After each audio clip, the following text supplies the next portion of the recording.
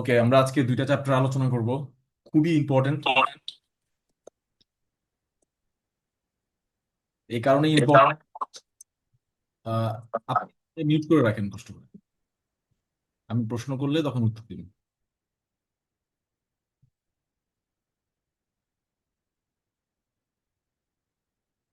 দেখেন, of compliance two magistrate মানে ম্যাজিস্ট্রেটের কাছে নালিশ করা বা মামলা করা। আমরা বলি না যে থানায় মামলা না করলে কোর্টে মামলা করবেন, আদালতে মামলা করবেন। তো আমরা ইতিপূর্বে দেখেছি যে সব মামলা কিন্তু আবার চাইলে থানায় করা যায় না, কিছু কিছু মামলা এক্সক্লুসিভলি কোর্টে করতে হয়। তো বেসিক্যালি যেটা আমরা বুঝলাম সেটা হচ্ছে কোর্ট সবসময় কোর্টের দরজা খোলা। যে মামলাগুলো থানায় করতে পারবেন সেগুলো তো কোর্টে আপনি করতে পারবেন, মানে তাতে কোনো সন্দেহ নেই। তো এই জন্য এই কোর্টে যে মামলা করবেন, কোর্টে মামলা করার অরিজিনাল জুরিডিকশন কার কাছে থাকে? কার কাছে থাকে? ম্যাজিস্ট্রেট। Right, right. যদি সেশনস কোর্টকে কোনো এক্সক্লুসিভ জুরিডিকশন দেওয়া হয়, যেমন নারী ও শিশু নির্যাতন দমন ট্রাইব্যুনাল মামলার ক্ষেত্রে, সেটা ভিন্ন বিষয়। কিন্তু বেসিক্যালি দণ্ডবিধির অন্যান্য মানে বা অন্যান্য বিষয়গুলো সবগুলো কোথায় যায়? ম্যাজিস্ট্রেট আদালতে যায়। এই জন্য আপনারা আপনাদের জেলা সদরে দেখবেন যে জেলা জজ কোর্টের পাশাপাশি একটা বিশাল লাল বিল্ডিং আছে, এরকম 10-12 তলা লাল বিল্ডিং। দেখছেন এটা আপনারা? বিশাল লাল বিল্ডিং, অনেক উঁচা, প্রায় 10-12 তলা। সব জেলাতেই হয়েছে।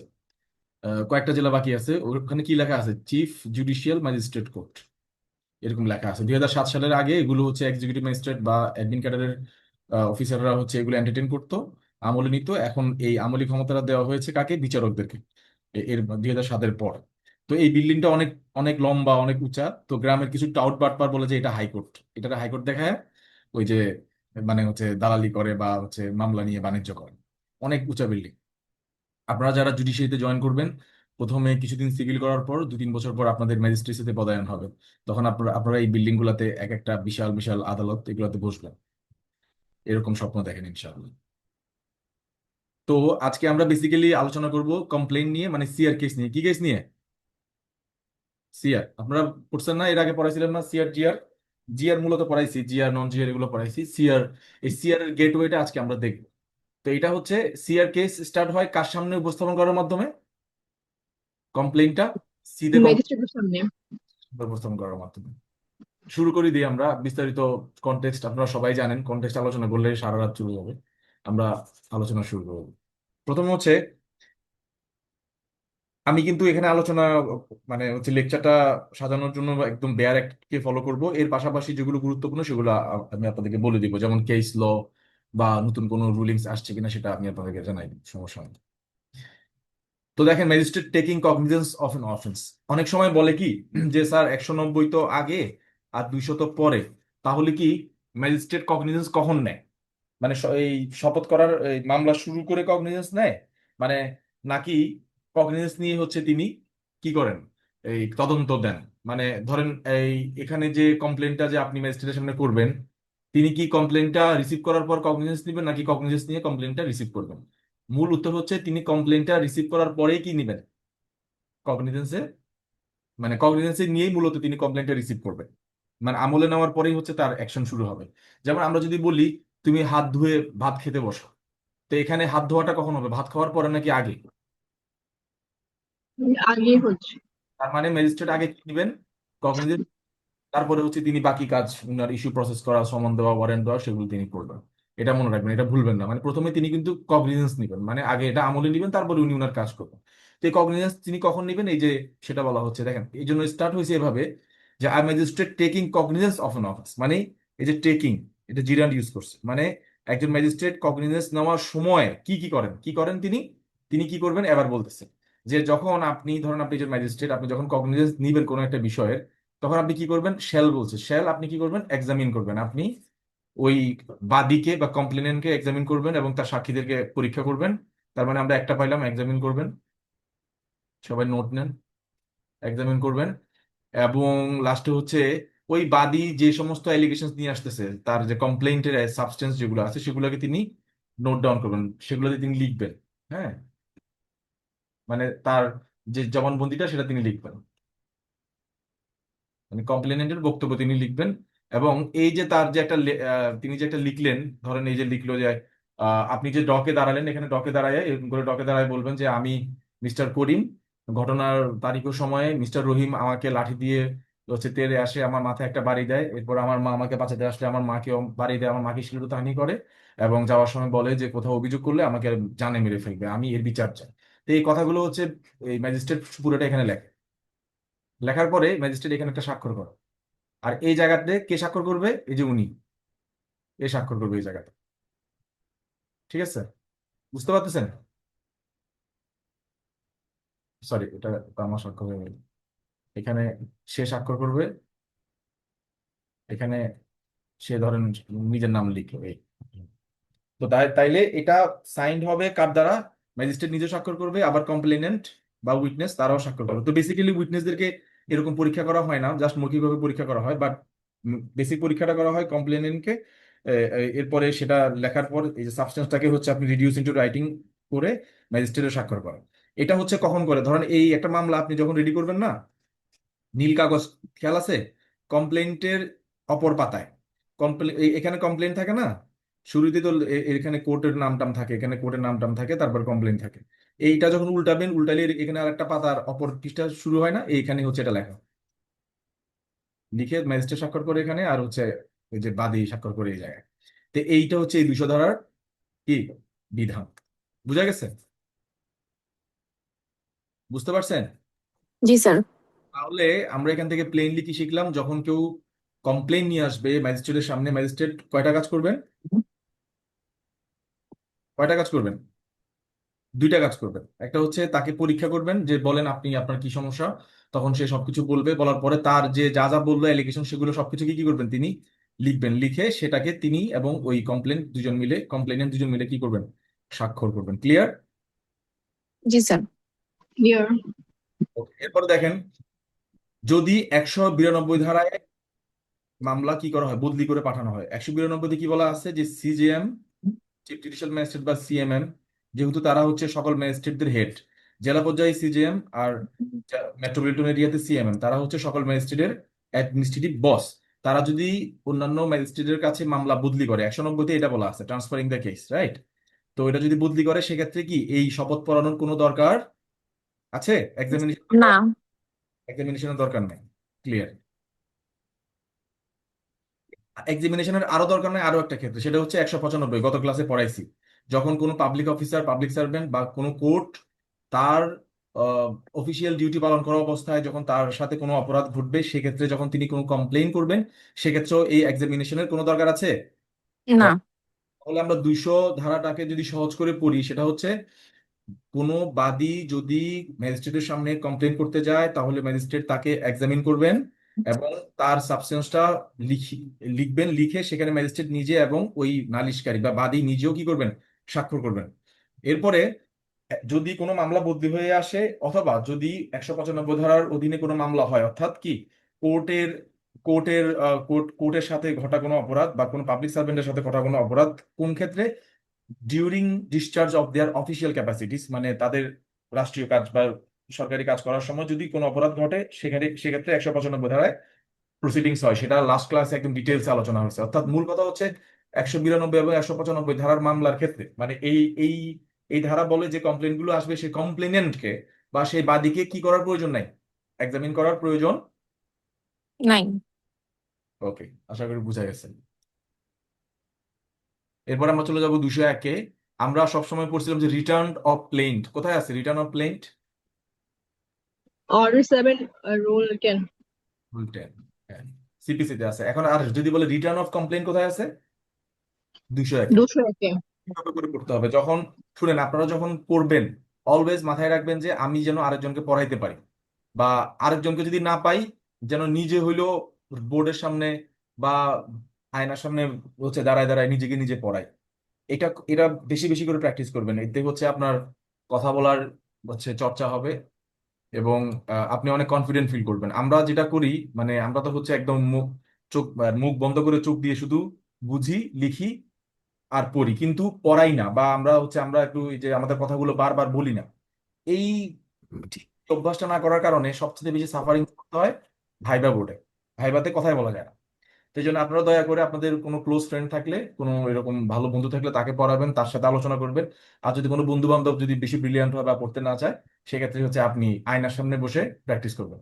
তো ঠিক নেইবারিং প্রভিশনস গুলো বা একই ধরনের প্রভিশনস গুলো অলওয়েজ পড়বেন। যেমন রিটার্ন অফ প্লেন্ট কোথায় আছে? অর্ডার 7 রুল 10, তাই না? আর রিজেকশন হচ্ছে 11-এ, নাকি? জি। Yes, sir. তো তাইলে রিটার্ন অফ কমপ্লেন কোথায় আছে? সিআরপিসি 201। এক। এই যে যখন আমি এটা বললাম ওইটাও সাথে সাথে আমি মনে রাখবো। তো এভাবে করে কিন্তু কনফিডেন্সটা আপনাদের গ্রো করবে। রিটার্ন অফ কমপ্লেন কখন হবে? খুব ইজি।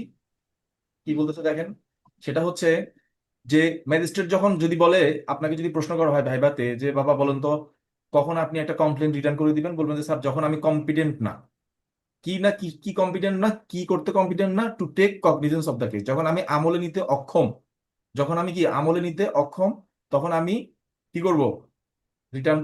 কমপ্লেনটা রিটার্ন করে দিব। এরপরে ঠিক পরের কোশ্চেনে আপনাকে জিজ্ঞেস করবেন আচ্ছা আমলে নেওয়া কি বলেন তো। মানে এভাবে করে কিন্তু আপনি ওই প্রশ্নকর্তাকে আপনার গলিতে ঘুরাবেন, আপনার গলিতে ঘুরাইয়া একদম ফাইনাল লেপে গিয়ে আপনি হচ্ছে উইন করবেন। ঠিক আছে? এটা হচ্ছে একটা স্মার্ট মানে হচ্ছে পরীক্ষার্থীর কাজ, যে ওকে আমি এমন ভাবে প্রশ্নটা লাস্টে শেষ করবো যেন ওখান থেকে সে আবার আমাকে জিজ্ঞেস করে। এটাই। সো রিটার্ন অফ প্লেন্ট যদি প্রশ্ন এরকম করে, বলবেন স্যার রিটার্ন অফ প্লেন্ট হচ্ছে সিআরপিসি 201-এ আছে।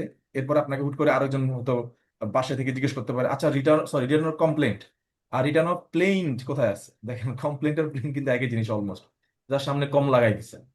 তো রিটার্ন অফ প্লেন কোথায় আছে? সেটা হচ্ছে অর্ডার 7 রুল 10-এ। এরপর আপনাকে বলবে যে রিটার্ন অফ কমপ্লেন কখন করবেন আপনি? আপনি উত্তর দিবেন যে স্যার যখন আমি আমলে নিতে অক্ষম। তখনই আপনাকে প্রশ্ন করবে যে আপনি আমলে নেওয়া বলতে কি বুঝেন। তখন ওই যে গত ক্লাসে যে পড়াইছি আমলে নেওয়াকে ব্যাখ্যা করবেন, বিস্তারিত সুন্দর করে বলবেন, তাদেরকে হ্যাপি করে দিবেন, খুশি করে দিবেন, দেখবেন আপনাকে রিকমেন্ডেশন দিবে। ওকে, তো রিটার্ন অফ কমপ্লেন কখন হবে? যখন আমলে নিতে অক্ষম হবে একজন ম্যাজিস্ট্রেট। তখন তিনি কমপ্লেনটা ফেরত দিয়ে বলবেন যে এটা আপনি প্রপার, মানে যে কোর্টে এটা নিতে সক্ষম সেই কোর্টে পাঠান। এবার আমরা এই যে সিআর কেসের কথা যে বললাম,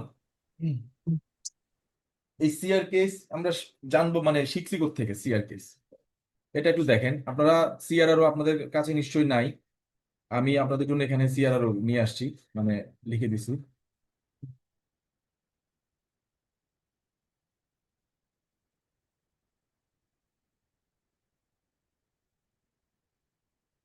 এই যে দেখেন এখানে ফর্ম নাম্বার কত? এটা form number R21 and R2, R21 R2 হচ্ছে 2 and R23 এগুলো। তো এটা জানার দরকার নেই, জাস্ট বললে হবে যে স্যার এটা সিআরআর হতে ফর্মটা আছে। সেখানে কি লাগে দেখেন, সিরিয়াল নাম্বার দেয়, মানে এটা কিন্তু একটা রেজিস্টার। ডেট দেয়, date of the complaint first, এখানে এই যে কমপ্লেন্ট ডেট দেয়, ডেট অফ দ্য কমপ্লেনেন্ট বা নেম অফ দ্য কমপ্লেনেন্ট বাদীর নাম থাকে। তারপরে যে এখানে মনে হয় আসামিদের নাম, এই যে একিউজ পার্সনের নাম থাকে। তারপরে মামলার নেচারটা কি এটা থাকে। তারপরে কি অর্ডার দিছে সেটা, এবং কোনো রিমার্ক যদি থাকে। তো এটা আপনারা বলবেন যে স্যার এটা সিআরআর ফর্ম, সিআরআর তে ফর্ম দেওয়া আছে। আর ডিটেল ফর্ম নাম্বার আপনাদেরকে জিজ্ঞেস করবে না, খুব কঠিন হয়ে যাবে। বলে যে স্যার এটা সিআরআর রেজিস্টারটা, এখানে রেজিস্টারের কথাটা সিআরআর তে বলা আছে। তারপরে এবারে বার কাউন্সিল পরীক্ষায় কমপ্লেন নিয়ে আসছিল, যে কমপ্লেন আমি প্রথম দিন সিআরপিসির ফার্স্ট ক্লাসে পড়াইছিলাম যে কমপ্লেন ওরালিও করা যায়। কি করা যায়? ওরালিও করা যায়। এই যে এখানে আমি লিখে দিছি ওরালি। তো কমপ্লেনটা আমরা আরেকবার পড়ি, যে complain means allegations made orally or in writing to a magistrate with a view to his taking action under this code. এই যে টেকিং অ্যাকশন মানে হচ্ছে আমল, কি আমল, দ্যাটস আমল। that some person whether known or unknown has committed an offense। এই যে এখানে আমরা যে বলি অজ্ঞাতনামা আসামি করছে, অজ্ঞাতনামা আসামি আপনি করতে পারেন। এই যে সুযোগ আছে কি নাই? আছে। আচ্ছা, sir. But it does not include the report of the police officer. মানে এটা কোনোভাবে 173 মানে পুলিশ রিলেটেড কোনো কিছুই না। মোট কথা হচ্ছে পুলিশ রিলেটেড কোনো কিছুই এখানে ইনক্লুডেড হবে না। পুলিশের বাইরে যা কিছু সবকিছু হচ্ছে কি কমপ্লেন্ট, সিম্পল। আর পুলিশ রিলেটেড কোনো কিছু কমপ্লেন্টের মধ্যে পড়বে না, এখানে একদম উল্লেখ করে দিয়েছে it does not include any report of police officer. তার মানে পুলিশের কমপ্লেন্টের মধ্যে থাকতে পারবে না। তবে হ্যাঁ, পুলিশকে ইনক্লুড কখন করবো আমরা সেটা সামনে আসতেছে। সো কমপ্লেন্টের একটা সংখ্যা আমরা জেনে গেলাম, কারণ অনেক সময় টিকা আসে। আপনারা এটা মনে রাখবেন 41H। এখানে যে কমপ্লেন্টের কথা বলা আছে, যে যদি এটাকে সহজভাবে আমি বলি যে কমপ্লেন্টের সংজ্ঞা দেয় নাই, বাট কমপ্লেন্ট বলতে কি বুঝাচ্ছে সেটা লিখতেছে। তো সংজ্ঞা আপনারা নিজেদের মতো করে লিখে দিবেন। হ্যাঁ, মানে কমপ্লেন্ট বলতে বলুন যে allegations brought by a complainant which can be brought ওরা বা can be made orally or in writing to a magistrate with a view to taking actions taking of his actions, তারপরে আপনি এরপরে বলবেন যে it can be brought against known or unknown accused, এভাবে, but it shall never include any police report or any report given by police. এভাবে করে সুন্দর করে বানাই লিখবেন, আপনার তো ব্রিলিয়ান্ট আছেন, সমস্যা। ওকে, জাস্ট আপনাদেরকে দেখানোর জন্য এটা এখানে ইনক্লুড করেছি। এরপরে দেখেন, কমপ্লেনটা যদি আসে, ধরেন আপনারা এখন নিজেদেরকে চোখ বন্ধ করে ম্যাজিস্ট্রেট হিসেবে কল্পনা করেন, ধরেন আপনারা সবাই সিভিল জাজ হয়েছেন, 2 বছর দেওয়ানি আদালতের বিচারক হওয়ার পর আপনাদেরকে আইন মন্ত্রণালয় থেকে এখন ম্যাজিস্ট্রেট হিসেবে পদায়ন করছে বিভিন্ন জেলাতে। তো প্রথম দিন কোর্টে উঠলেন, আপনার কাছে এরকম নালিশ আসলো, হ্যাঁ, আপনার ডান দিকে যে ডক থাকে সেই ডকে একজন নালিশকারী দাঁড়ায়। আপনারা বারবার বের হচ্ছেন কেন? নালিশকারী দাঁড়ায় আপনার সামনে, সে ওথ নিচ্ছে, কি নিচ্ছে? ওথ। ওথ কি? ওথ হচ্ছে সব। তখন সে দাঁড়ায়, আদালতের স্টাফ এসে বলে যে বলেন, আমার মুখে মুখে বলেন, তখন বলে যে যাহা বলিব সত্য বলিব, সত্য বই, মিথ্যা বলিব না, কোনো কিছু গোপন করিব না। এই 3-4টা কথা বলার পর এরপরে সে বলে আমার নাম মোহাম্মদ করিম। তখন ম্যাজিস্ট্রেট হচ্ছে ওই যে কমপ্লেন্টের অপর পাতায় যে একটু ফাঁকা জায়গা থাকে, সেখানে তিনি তখন লেখা শুরু করেন যে আমার নাম করিম, ঘটনার তারিখ ও সময়ে আসামি 1, 2, 3 হোয়াট এভার এরকম বলে। তারপর তারা হচ্ছে আমার দিকে বাঁশ নিয়ে তেড়ে আসে, আমাকে মাথায় পায়ে বিভিন্ন জায়গায় হাড় ভাঙা জখম করে, আমার মা আমাকে বাঁচাতে আসলে তাকেও মারে, তাকেও শ্লীলতাহানি করে, এবং যাওয়ার সময় বলে যে কোথাও অভিযোগ করলে জানে জানে মেরে ফেলবে, আমরা থানায় গেলে থানায় আমাদের এই অভিযোগ নেয়নি, এই জন্য আমরা এইভাবে করে বলে আর কি। তখন সবটা লেখার পর ম্যাজিস্ট্রেট লাস্টে নিজে স্বাক্ষর করে আর কমপ্লেনেন্ট সেও স্বাক্ষর করে। তো this is how A CR case started. এরপর ওই ফর্মটা তো বলে দিলাম শুরুতে যে এটা হচ্ছে ফর্ম নাম্বার R21, সিআরআর তো বলা আছে। ওকে, তো এবার কমপ্লেন, এই যে কমপ্লেন কিভাবে ধরেন, শুনেন, সিআরপিসি তো হচ্ছে টোটাল বিচার প্রক্রিয়া নিয়ে কথা বলতেছে, but you are a magistrate and what rules you will follow, এই রুলস গুলো কোথায় বলা আছে বলেন? অ্যাডভান্স লেভেলের স্টুডেন্ট এটা জানতে হবে, নাহলে ভাইবা বোর্ডে চমৎকার করতে পারবে না। রুলস কোথায় বলা আছে? সি, CRR होता है। ঠিক আছে, CRRO, এর মানে কি? Criminal rules and orders. কত সালের? 2009। এটা হচ্ছে ভলিউম 1। এটা কত? Word.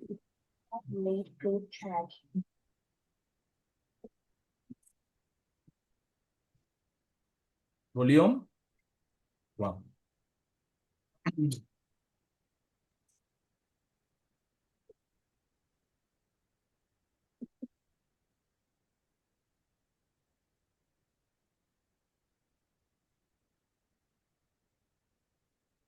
একটু সময় নিয়ে হলো আমরা যা পড়বো যা জানবো সেটা যেন ডিটেইলে জানি, কারণ এটা জানার পর যেন কোনো কনফিউশন না থাকে। তো বলা হচ্ছে complain in writing shall be receive by bench. দেখেন, আমরা যে বলি যে কোর্টে 9:30টার পরে মামলা নেওয়া যায় না, কোথায় বলা আছে এটা? অনেক সময় উকিলরা বলে না, হ্যাঁ, অনেক সময় ধরেন আপনি, আপনার পেশকার বললো যে 9:30টার পরে আমি কোনো মামলা নিতে পারবো না, স্যারের পারমিশন লাগবে। তখন লয়ার বলতেছে এটা কোথায় আছে? তখন আপনি যদি কোর্ট চালাইতে হয় আপনি এটা জানতে হবে না, আপনি বলবেন যে লার্নেট, এটা আছে হচ্ছে রুল 86-এ। কোথায় আছে? Rule 86. 86. কিসের রুল? সিআরআর কিসের রুল? CRR. এখানে বলা হচ্ছে যে মানে হচ্ছে ছুটির দিন ছাড়া 9:30-এর আগে হচ্ছে আপনাকে সকল কমপ্লেন্ট কোর্টে দিতে হবে। কাকে? কোর্টের বেঞ্চ অ্যাসিস্ট্যান্ট, মানে হচ্ছে পেশকার। বেঞ্চ অ্যাসিস্ট্যান্ট মানে কি? পেশকার। It's and no petition of complaint shall be entertained after that hour without the permission of the court। তো অনেক সময় হয় না, 2টা বাজে আপনার বাদী আসছে, জ্যামে ছিল, তখন ওই আপনাকে এই মামলাটা ফাইল করতে হলে কার অনুমতি লাগবে? ম্যাজিস্ট্রেটের অনুমতি লাগবে। তারপরে এবার আপনি এটা নিলেন, নেওয়ার পরে on receiving such complaints the bench assistant shall affix, তখন সেটা সিল দিয়ে দিবে। তারপরে এটা যারা লয়ার হয়েছেন, যারা প্র্যাকটিস করতেছেন তারা জানেন, আর যারা ভবিষ্যতে হবেন তারাও এটা মনে রাখেন। দ্য ম্যাজিস্ট্রেট শ্যাল প্রসিড, তখন সে আস্তে আস্তে এটার উপরে তার মানে shall proceed with such complaints only and এটাকে হচ্ছে রেজিস্টারে অন্তর্ভুক্ত করবে। করার পর যদি ওই দিন শুনানি না হয় তাহলে পরের দিন কোন দিন শুনবে সেটা তিনি জানাই দিবেন।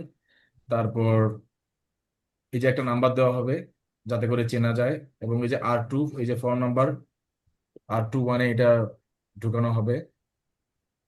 তারপরে এটা বলতেছে এই কমপ্লেন গুলো কারা কারা নিবে, মানে কোন ধরনের ম্যাজিস্ট্রেট কমপ্লেন গুলো নিবে। তারা হচ্ছে CMM, CJM, এবং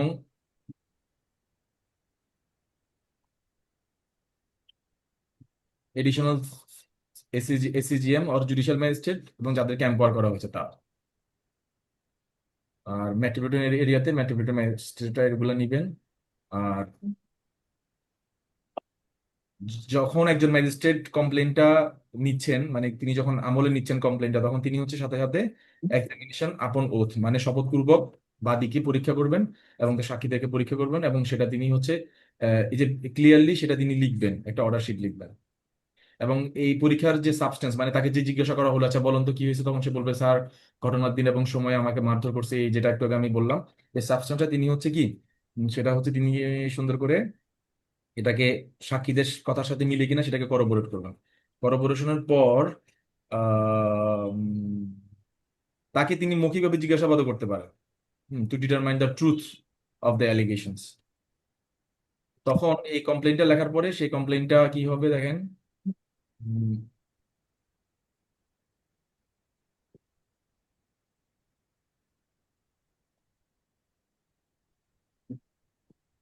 এখানে তেমন কিছু বলা নাই, এই কমপ্লেন্টের পরে হচ্ছে জাস্ট উনি লিখে ওই কমপ্লেনেন্ট এবং তার নিজে সাক্ষ্য নিয়ে দিবেন। তো আপনারা জাস্ট রুলটা আপনাকে দেখাইলাম যে যখন এটা নিয়ে কমপ্লেন নিয়ে আলোচনা করবেন, কমপ্লেন্ট লেখার সময় এই যে রুল 86 থেকে কত 89, এগুলো হচ্ছে আপনারা সেখানে লিখবেন, তাহলে ফুল মার্কস পাবেন। ওকে, এবার আপনি তাহলে কি, বলবেন রুল কত থেকে কত? না, রুল 86 থেকে 89। ওকে, থ্যাংক ইউ। স্যার একটা কোশ্চেন ছিল। হ্যাঁ, বল। যদি এমন হয় যে একজন ম্যাজিস্ট্রেটের আমলে নেওয়ার ক্ষমতা আছে, আর একটা কমপ্লেন্টের সবকিছুই মানে প্রত্যেকটা ইনগ্রেডিয়েন্ট আছে, তারপরেও কেউ যদি ইচ্ছাকৃতভাবে কোনো মানে ইন্টেনশনালি কোনো ম্যাজিস্ট্রেট যদি একটা অপরাধ মানে একটা কমপ্লেন যদি ফেরত দেয়, সেই ক্ষেত্রে হচ্ছে বাদী বা বাদীর লয়ারের এখানে রেমেডি কি? কমপ্লেন ফেরত দিলে হুম। কমপ্লেন উনি কি বলে ফেরত দেবেন, সেখানে ফেরত দেওয়ার সময় ওনাকে রিজন দিতে হবে। হুম, আচ্ছা। রিজন দিলেও ওই যদি ফেরত দেয় তখন আপনি হচ্ছে 436 করবেন, ক্রিমিনাল রিভিশন করবেন। কি করবেন? কারণ ক্রিমিনাল রিভিশন। বলবেন যে আমার এটা ফেরত দিয়ে দিস, তখন হয়তো এই যে দায়রা আদালত ওই ম্যাজিস্ট্রেটকে বলতে পারেন যে তুমি এটা আমলে নিয়ে তোমার মতো করে আগাও। এই যে আমলে নিয়ে কি করবো সেটা এখন আমরা সামনে আসতেছি। বুঝতে পারছেন? 436। জি। ওকে, সেকশন 436। তো এখন ধরেন আপনি একটা সিআর মামলা কিভাবে শুরু হচ্ছে, আপনার কাছে একদম কমপ্লেন আসছে, সে শপথ, আপনি তাকে হচ্ছে শপথ করায় পরীক্ষা করলেন, পরীক্ষা করার পরে তার অ্যালিগেশনস গুলো একটা জায়গায় লিখলেন, লেখার পরে আপনি সেটা স্বাক্ষর টাক্ষর করে সবকিছু এখন রেডি নাও। সবচেয়ে ক্রুশাল পার্ট, আদেশ, মানে কি আদেশ দিচ্ছে।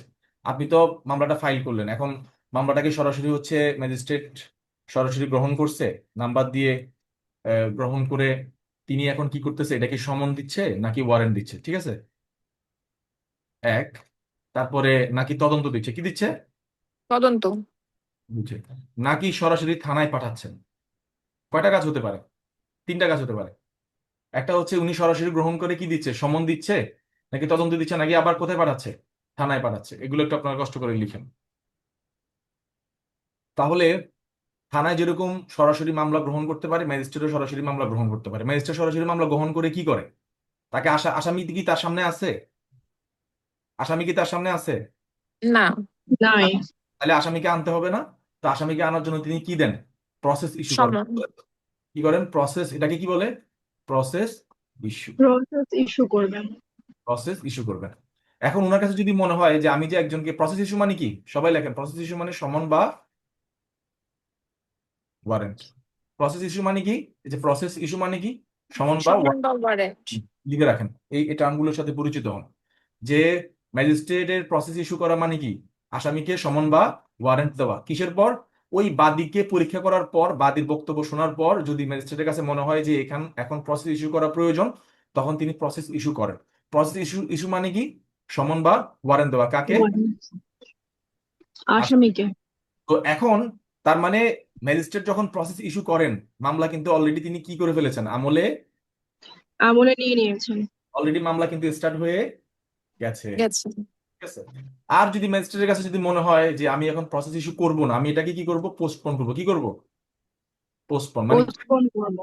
কিকে পোস্টপোন করব, প্রসেস ইস্যু দেওয়াকে পোস্টপোন করব, মানে আমি এখন সমন বা ওয়ারেন্ট এখন দিব না, দিব না।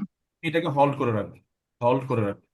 তাহলে ম্যাজিস্ট্রেট তখন কি করবেন, সমন বা ওয়ারেন্টকে যদি তিনি হল্ড করে রাখেন বা এটাকে পোস্টপোন করে রাখেন, তার মানে ম্যাজিস্ট্রেটের কাছে ঘটনার সত্যতা নিয়ে এখনো কিছু কনফিউশন আছে কি নাই? আচ্ছা আছে। আচ্ছা তাহলে তিনি এটাকে কি করবেন? তদন্ত করবেন। তদন্ত।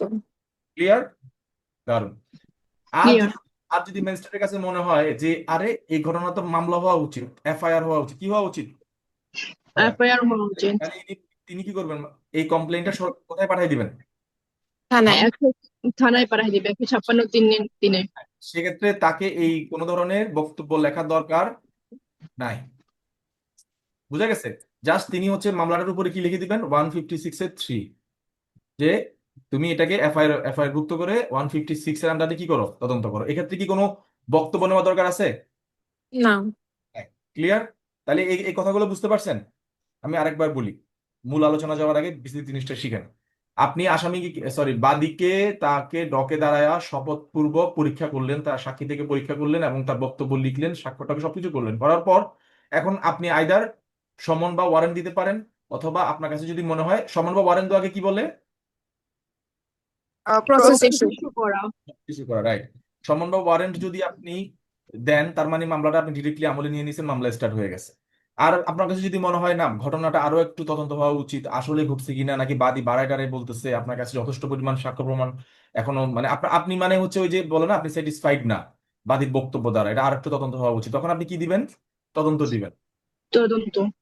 রাইট, মানে তদন্ত কাকে দিবেন সেটাও সামনে আসতেছে। এরপরে আপনার কাছে যদি মনে হয় এই ঘটনাটা খুবই গুরুতর, এখানে একটা পুলিশি তদন্ত হওয়া উচিত, এটা এফআইআর হওয়া উচিত, কি হওয়া উচিত? এফআইআর।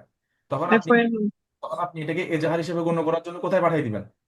থানায়। 156 থানায় পাঠিয়ে দিব। মানে কি কে পাঠাবেন, কোন জিনিসকে? ওই কমপ্লেনটাকে। হ্যাঁ, তখন এই কমপ্লেন কিন্তু আর সিআর থাকবে না, এটা কি হয়ে যাবে? এফআইআর হয়ে যাবে। FIR জিআর হয়ে যাবে, মামলা হয়ে যাবে। PR মামলা হয়ে যাবে। এবং যখন ম্যাজিস্ট্রেট 156-3 আন্ডারে থানায় পাঠাবে এফআইআর ভুক্ত করার জন্য, তখন ম্যাজিস্ট্রেটের শপথ পূর্বক এক্সামিনেশনের দরকার আছে? নাই। স্যার সে কগনিজেন্সই নিবে না, তো রাইট। কিছুই যদি করতে হবে না। হ্যাঁ, যদি তিনি এরকম লেখেনও, খেয়াল করেন, যদি এরকম লেখেনও, তাহলে এটাকে একটানে কি করে দিবেন? একটানে কেটে দিবেন। কি কেটে দিবেন। কেটে দিবেন? তার মানে উনি এটার আর দরকার নেই, মামলাটা এখন সরাসরি থানায় চলে যাবে। হোপফুলি আপনারা এটা বুঝতে পারছেন। এবার আমরা আলোচনায় যাই। স্যার 156 আর 202 এর আন্ডারে যে প্রসিডিংস গুলো এগুলো করা তো হচ্ছে কগনিজেন্স নেওয়ার আগে করবে। একবার কগনিজেন্স নিয়ে ফেলে তো আর এগুলো তো করতে পারবে না, তাই না? Right, right, right. এখানে শুনেন, কগনিজেন্স নিয়েই এটা করা হয়। মানে কগনিজেন্স জিনিসটা বুঝেন, কগনিজেন্স মানে হচ্ছে এটা আমলে নেওয়া। কগনিজেন্স নিয়েই তো আপনি ইয়া করতেছেন। মানে এখানে আমরা যেটা বলছি, সমান ওয়ারেন্ট দেওয়া মানে মামলাটা স্টার্ট হয়ে গেছে, বাট আপনি যে তদন্ত দিচ্ছেন সেটাও কিন্তু এক ধরনের আমলে নেওয়াই। ওই যে বললাম না, হাত ধুয়ে খেতে বসো, তার মানে কি? হাত কি আগে দেখছি। ধুবো নাকি পরে ধুবো? এটা নিয়ে কিন্তু অনেক অনেক বিভ্রান্তি আছে। অনেক জায়গায় বলে যে তদন্ত দিচ্ছে, এখন আমলে নেয় নাই। বিষয়টা এরকম না, আমলে নিয়ে তদন্ত দিচ্ছে, পরবর্তীতে মামলা প্রমাণিত মানে ঘটনা প্রমাণিত হয় নাই, এই জন্য আসামিকে ডিসচার্জ করে দিচ্ছে, সিম্পল। মানে আমরা প্র্যাকটিক্যাল লাইফে আমলে নেওয়া বলতে কখন বুঝি জানেন? যখন হচ্ছে ঘটনাটা মানে অ্যাকচুয়ালি সমন ওয়ারেন্ট দিচ্ছে, বিষয়টা এরকম না। উনি যখন তদন্তে আদেশ দিচ্ছে, তখনই কিন্তু এটা কি নিচ্ছে, আমলেই নিয়েছে। নিয়েই তো এই যেখানে কি লেখা আছে, এই যে আপনারা এখানে এখানে কি কি পড়ছেন উপরে, এই যে ম্যাজিস্ট্রেট টেকিং কগনিজেন্স, এটা পড়ছেন না? এটা পড়ছেন না? এই যে হ্যাঁ স্যার। তার মানে কগনিজেন্স নিয়েই কিন্তু এগুলো তিনি করতেছেন, পরে না। ক্লিয়ার? বুঝা গেছে? জি স্যার। পরে বিচার শুরু হয়। পরে কি হয়? বিচার শুরু হয়ে যায়। আমলে কিন্তু উনি নিয়েই নিচ্ছে। তো আমরা অনেকে বিভ্রান্ত হয়ে যায়, এখন আমলে নেয় নাই, আমলে নেয় নাই। ভাই, আমলে নিচ্ছে, কিন্তু রিপোর্টটা উনি গ্রহণ করে নাই। এই যে যখন রিপোর্ট দেয়, এটাকে আমরা বলবো রিপোর্টটা এখনো গ্রহণ করে নাই। রিপোর্ট গ্রহণ করাকে অনেকে বলে আমলে নেয় নাই বা নিচ্ছে, এই টাইপের। বা সবকিছু আমলে নেওয়ার পরেই শুরু হয়, এটা মনে রাখবেন সব। এই বিভ্রান্তি যেন না ঘটে। অনেক জায়গায় উল্টাপাল্টা বলে, বিভ্রান্ত হবে না। তো দেখেন, এটা খুবই ইম্পর্টেন্ট, 202 ম্যাজিস্ট্রেটের মানে ক্ষমতা। এই 202-কে আমরা বলবো তদন্ত। কি বলবো? কি বলবো? তদন্ত। তদন্ত। সবাই লেখেন। আপনারা কিন্তু নিজেদেরকে এখন কি হিসেবে কল্পনা করতেছেন? কি হিসাবে? মানে কথা বলে না। ম্যাজিস্ট্রেট। জাজ। ম্যাজিস্ট্রেট। জাজ করতে আসে ম্যাজিস্ট্রেট। ম্যাজিস্ট্রেট। তো দেখেন, any magistrate on receipt of complaint of an offence of he is authorized to take, মানে যে সবকিছু হওয়ার পর, সবকিছু লেখার পর উনি কি করতে পারে? মানে উনি হচ্ছে এই যে যেটা একটু আগে বললাম যে ডকে যখন আসামি বাদী দাঁড়াবে, তাকে পরীক্ষা নিরীক্ষা সবকিছু করার পর, লেখালেখি সবকিছু করার পর, he may postpone the issue of process. কারণ এই যখন আপনি একজন বাদীর লেখা টেখা সবকিছু মানে তার সাবস্টেন্স গুলো সবকিছু লিখবেন, তখন পরের স্টেজ হচ্ছে কি প্রসেস ইস্যু করা, মানে সমন বা কি দেওয়া, ওয়ারেন্ট দেওয়া। বা বাদী বা কমপ্লেনেন্টকে পরীক্ষা করার পর পরের স্টেজটা কি বলুন তো? প্রসেস ইস্যু করা। লিখতে প্রসেস ইস্যু করা। করে করে লিখেন। তো এই প্রসেস ইস্যু তিনি না করে কি করবেন? এটাকে পোস্টপোন করবেন। কি করবেন? প্রসেস পোস্টপোন করে দিবেন। ইস্যু কেন করা হয়? To compel the attendance of the person complain against, মানে যার বিরুদ্ধে কমপ্লেনটা করা হয়েছে তাকে কোর্টে হাজির করতে বাধ্য করার জন্য। তাহলে প্রসেস ইস্যু কেন করা হয়? টু আসামিকে কোর্টে হাজির করার জন্য। হাজির করতে বাধ্য করার জন্য। কি করার জন্য? বাধ্য করার জন্য। হাজির করতে বাধ্য করার জন্য। তো তিনি কি করবেন এখন? এই প্রসেস ইস্যু না করে তিনি করবেন এখন ইনকোয়ারি করবেন। কি করবেন? ইনকোয়ারি করবেন ইনকোয়ারি করবেন। তিনি নিজে, অথবা তার অন্য কোনো ম্যাজিস্ট্রেট দিয়ে, মানে যিনি থার্ড ক্লাস নন, মানে সেকেন্ড ক্লাস অথবা ফার্স্ট ক্লাস কোনো ম্যাজিস্ট্রেট দিয়ে তিনি এটা কি করবেন? ইনকোয়ারি করবেন। তিনি নিজে করতে ইনকোয়ারি করাবেন। কি করাবেন? আহ, অথবা একটা ইনভেস্টিগেশনের ডিরেকশন দিবেন। হ্যাঁ, তার নিম্নস্থ বা তার সাবঅর্ডিনেট, তার অধীনস্থ যদি কোনো ম্যাজিস্ট্রেট থাকে তাকে দিয়ে ইনভেস্টিগেশন করাবেন, অথবা পুলিশ অফিসার দিয়ে করাবেন, অর বা এনি সাচ পার্সন, অথবা অন্য কোনো ব্যক্তি দিয়ে করাবেন, হি থিংস ফিট। ফর কি জন্য করাবেন? For ascertaining the truth or falsehood of the complaint. তার মানে যখন কোনো ম্যাজিস্ট্রেট কোনো বাদীর জবানবন্দি গ্রহণ করার পর, যেটাকে আমরা বলি যে এক্সামিনেশন অন ওথ, এটাকে আমরা বলবো জবানবন্দি গ্রহণ করা। জবানবন্দি গ্রহণ করার পর, ডকে দাঁড়ানোর পর, জবানবন্দি গ্রহণ করার পর যদি কোনো ম্যাজিস্ট্রেট ইস্যু প্রসেস না করেন, তার মানে তিনি ঘটনার সত্য মিথ্যা নিয়ে কি এখনো কিসের মধ্যে আছেন? বিভ্রান্তির মধ্যে। দ্বিধায় আছেন। এই জন্য তিনি এখন কি করবেন? একটা তদন্ত করাবেন। এই তদন্তটা কোন কোন ধারা আন্ডারে করাবেন? 202 ধারার আন্ডারে। এবার আপনারা দয়া করে একটু খাতার মধ্যে নোট নেন, ওয়ান বাই ওয়ান, উপরে যে এরকম করে করে। প্রথমে তিনি কি করবেন? তিনি ইনকোয়ারি, প্রথম হচ্ছে তিনি নিজে ইনকোয়ারি করতে পারেন, নিজে, অথবা কোনো ফার্স্ট অথবা সেকেন্ড, থার্ড ক্লাস কিন্তু না, ম্যাজিস্ট্রেট দিয়ে তিনি কি করতে পারেন, অথবা তার সাবঅর্ডিনেট কোনো ম্যাজিস্ট্রেট দিয়ে ইনকোয়ারি করাবেন, ইনকোয়ারি করাতে পারেন। পুলিশ অফিসার দিয়ে করাইতে পারেন, ইনভেস্টিগেশন করাতে পারেন। অথবা এনি পার্সন, অথবা কি এনি পার্সন। অন্য যে কোনো পার্সনকে দিয়ে করাতে আপনারা পারেন। যখন কোনো জেলায় ম্যাজিস্ট্রেট হিসেবে পদায়িত হবেন, তখন আপনারা আপনার মনে চাইলেও, ধরেন এরকম লেখে না, একটা কমপ্লেন্ট আসে, লিখে দেয় ওসি, মানে ওসি তদন্ত করবে। এরপরে ওসি না লিখে আপনি লিখতে পারেন যে ইউএনও। কি লিখতে পারেন? ইউএনও। ইউএনও কে তদন্ত দেওয়ার ক্ষমতা কোথায় দিয়েছে? এখানে কি লেখা আছে?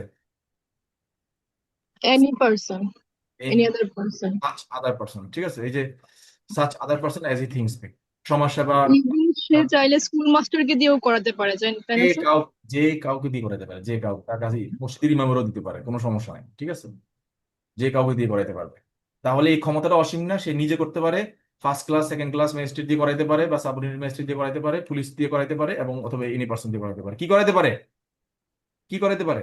ইনকোয়ারি করাতে পারে রাইট। কমপ্লেন্টের ব্যাপারে। এই ধারাটার নাম হওয়া উচিত ছিল যে investigate delegation of investigating power by the magistrate. But এটার নাম হচ্ছে কি postponement of issue of process. এই জন্য আপনারা ডাউট। তো মূলত ইস্যু প্রসেস না করলেই উনি তখন তিনি কি দিবেন? তদন্ত দিবেন। কি দিবেন? ইনকোয়ারি করাবেন। তার মানে ম্যাজিস্ট্রেট ইনকোয়ারি করে কোন, তদন্তের আদেশ দেয় কোন ধারায়? 202 এর আন্ডারে। গুড। এই বাকিরা কি আসেন না ঘুমাইছেন? দেখি জিজ্ঞেস করি তো। এই লিয়া বলুন তো, ম্যাজিস্ট্রেট তদন্ত দেয় কত ধারায়? সেকশন 202 মানে। 202। হ্যাঁ। কাকে কাকে দিতে পারে বলেন? নিজে করতে পারে, বা ফার্স্ট ক্লাস থেকে সেকেন্ড ক্লাস ম্যাজিস্ট্রেট বা সাবঅর্ডিনেট কাউকে দিতে পারে, বা কোনো পুলিশ অফিসার বা যে কোনো ব্যক্তিকে দিতে পারে। থার্ড ক্লাস বাদ নিজে করতে পারে, তারপরে হচ্ছে, তারপরে সাবঅর্ডিনেট ম্যাজিস্ট্রেটকে দিয়ে ইনভেস্টিগেশন করাতে পারে, পুলিশকে দিয়ে করাতে পারে, অথবা এনি পার্সন। তার মানে যে আমি আপনাদের জন্য আবার লাল করে দিই, হিমসেলফ, তারপর হচ্ছে magistrate subordinate to him, police officer, অথবা এনি আদার পার্সন।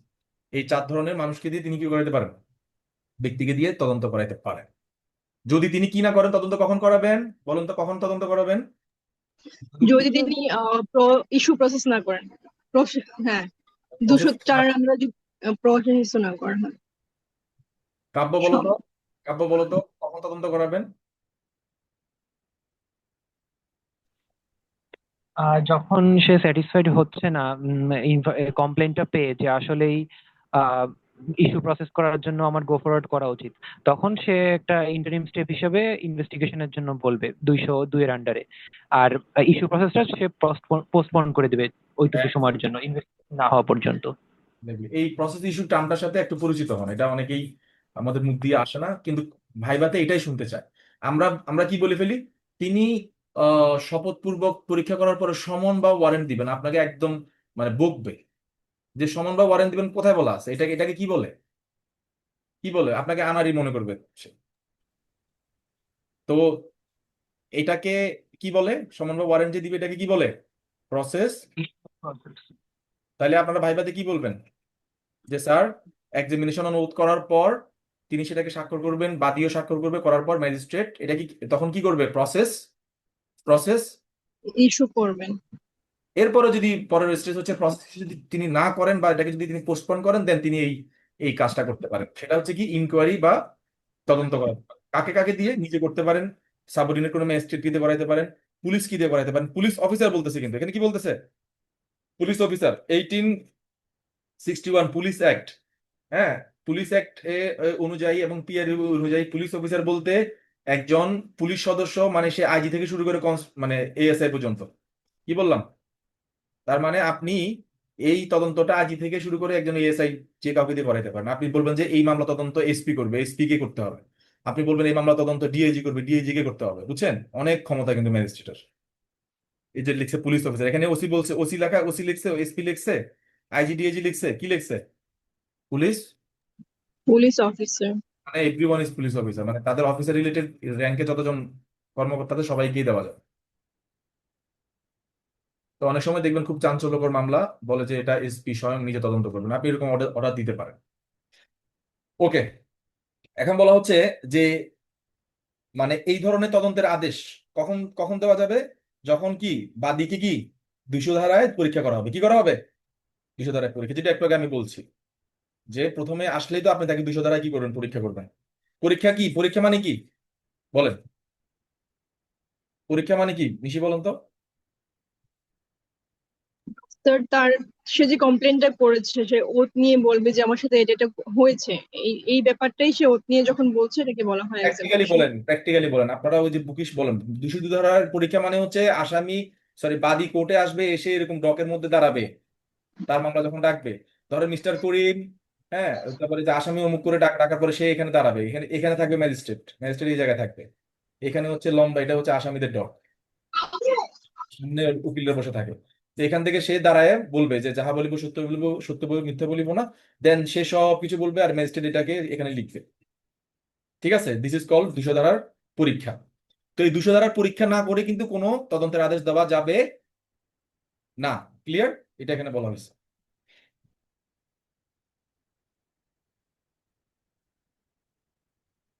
আর যখন এই মানে হচ্ছে মানে কমপ্লেইনটা সেশন কোর্ট কর্তৃক ট্রায়াবল, যেমন ধরেন 302 ধারার একটা কমপ্লেইন নিয়ে আসছে, হুম, তখনও কিন্তু ম্যাজিস্ট্রেট কি করতে পারে?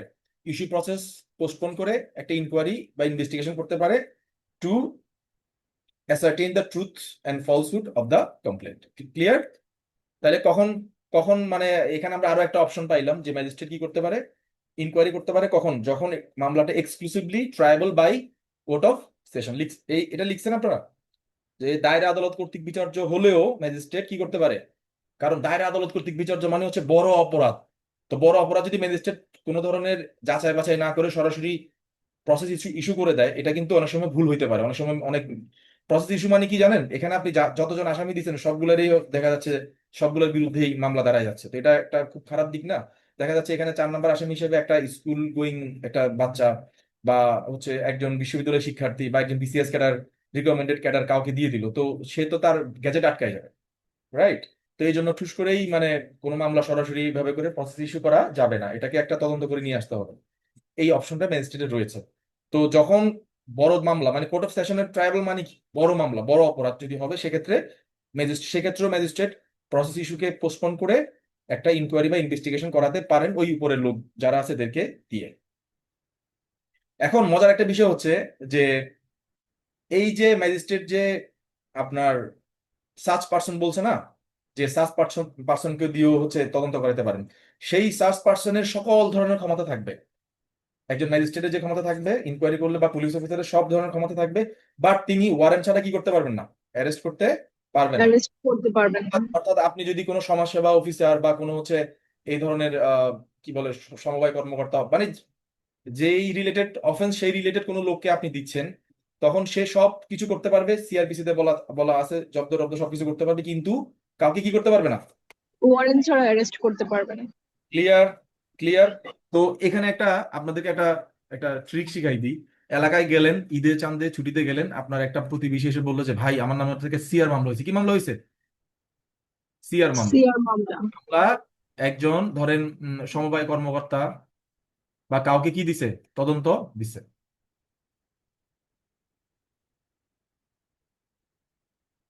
তো এরকম যখন তদন্ত দিছে তখন সে বলতেছে ভাই আমাকে কি অ্যারেস্ট করবে? তখন আপনি তাকে কি উত্তর দিবেন? যে আপনাকে ওয়ারেন্ট করা অ্যারেস্ট করতে পারবে না। হবে না, আপনি আপনার মতো করে ঘুরেন এবং তদন্ত কাজে সহায়তা করেন। তো যখন ভিন্ন কোনো ব্যক্তিকে ম্যাজিস্ট্রেট বা পুলিশ অফিসার ছাড়া ভিন্ন কোনো ব্যক্তিকে তদন্ত দেওয়া হয়, তখন তারা এই কোর্ট বা সিআরপিসি এর আন্ডারে সকল ক্ষমতা এক্সারসাইজ করতে পারেন relating to investigation, but they can not arrest without. Without warrant. আর এই যে আমরা যে একটা শব্দ শুনি না, জুডিশিয়াল ইনকোয়ারি, বলি না জুডিশিয়াল কি স্যার, ইনকোয়ারি। জুডিশিয়াল ইনকোয়ারি দেন, জুডিশিয়াল ইনকোয়ারি দেন, বা এটাকে কি বলা হয়? বিচার বিভাগীয় তদন্ত। আপনারা যারা নারী শিশু ট্রাইব্যুনালে বিভিন্ন মামলা করেন দেখবেন, বিজ্ঞ ট্রাইব্যুনাল বা যিনি দায়রা জজ রয়েছেন তিনি অনেক সময় কি দেন? জুডিশিয়াল ইনকোয়ারি দেন। অর্থাৎ এই কমপ্লেইনটি কোনো একজন ম্যাজিস্ট্রেট দ্বারা কি করার জন্য, তদন্ত করার জন্য তিনি পাঠান। এই যে ক্ষমতাটা কোথায় আছে?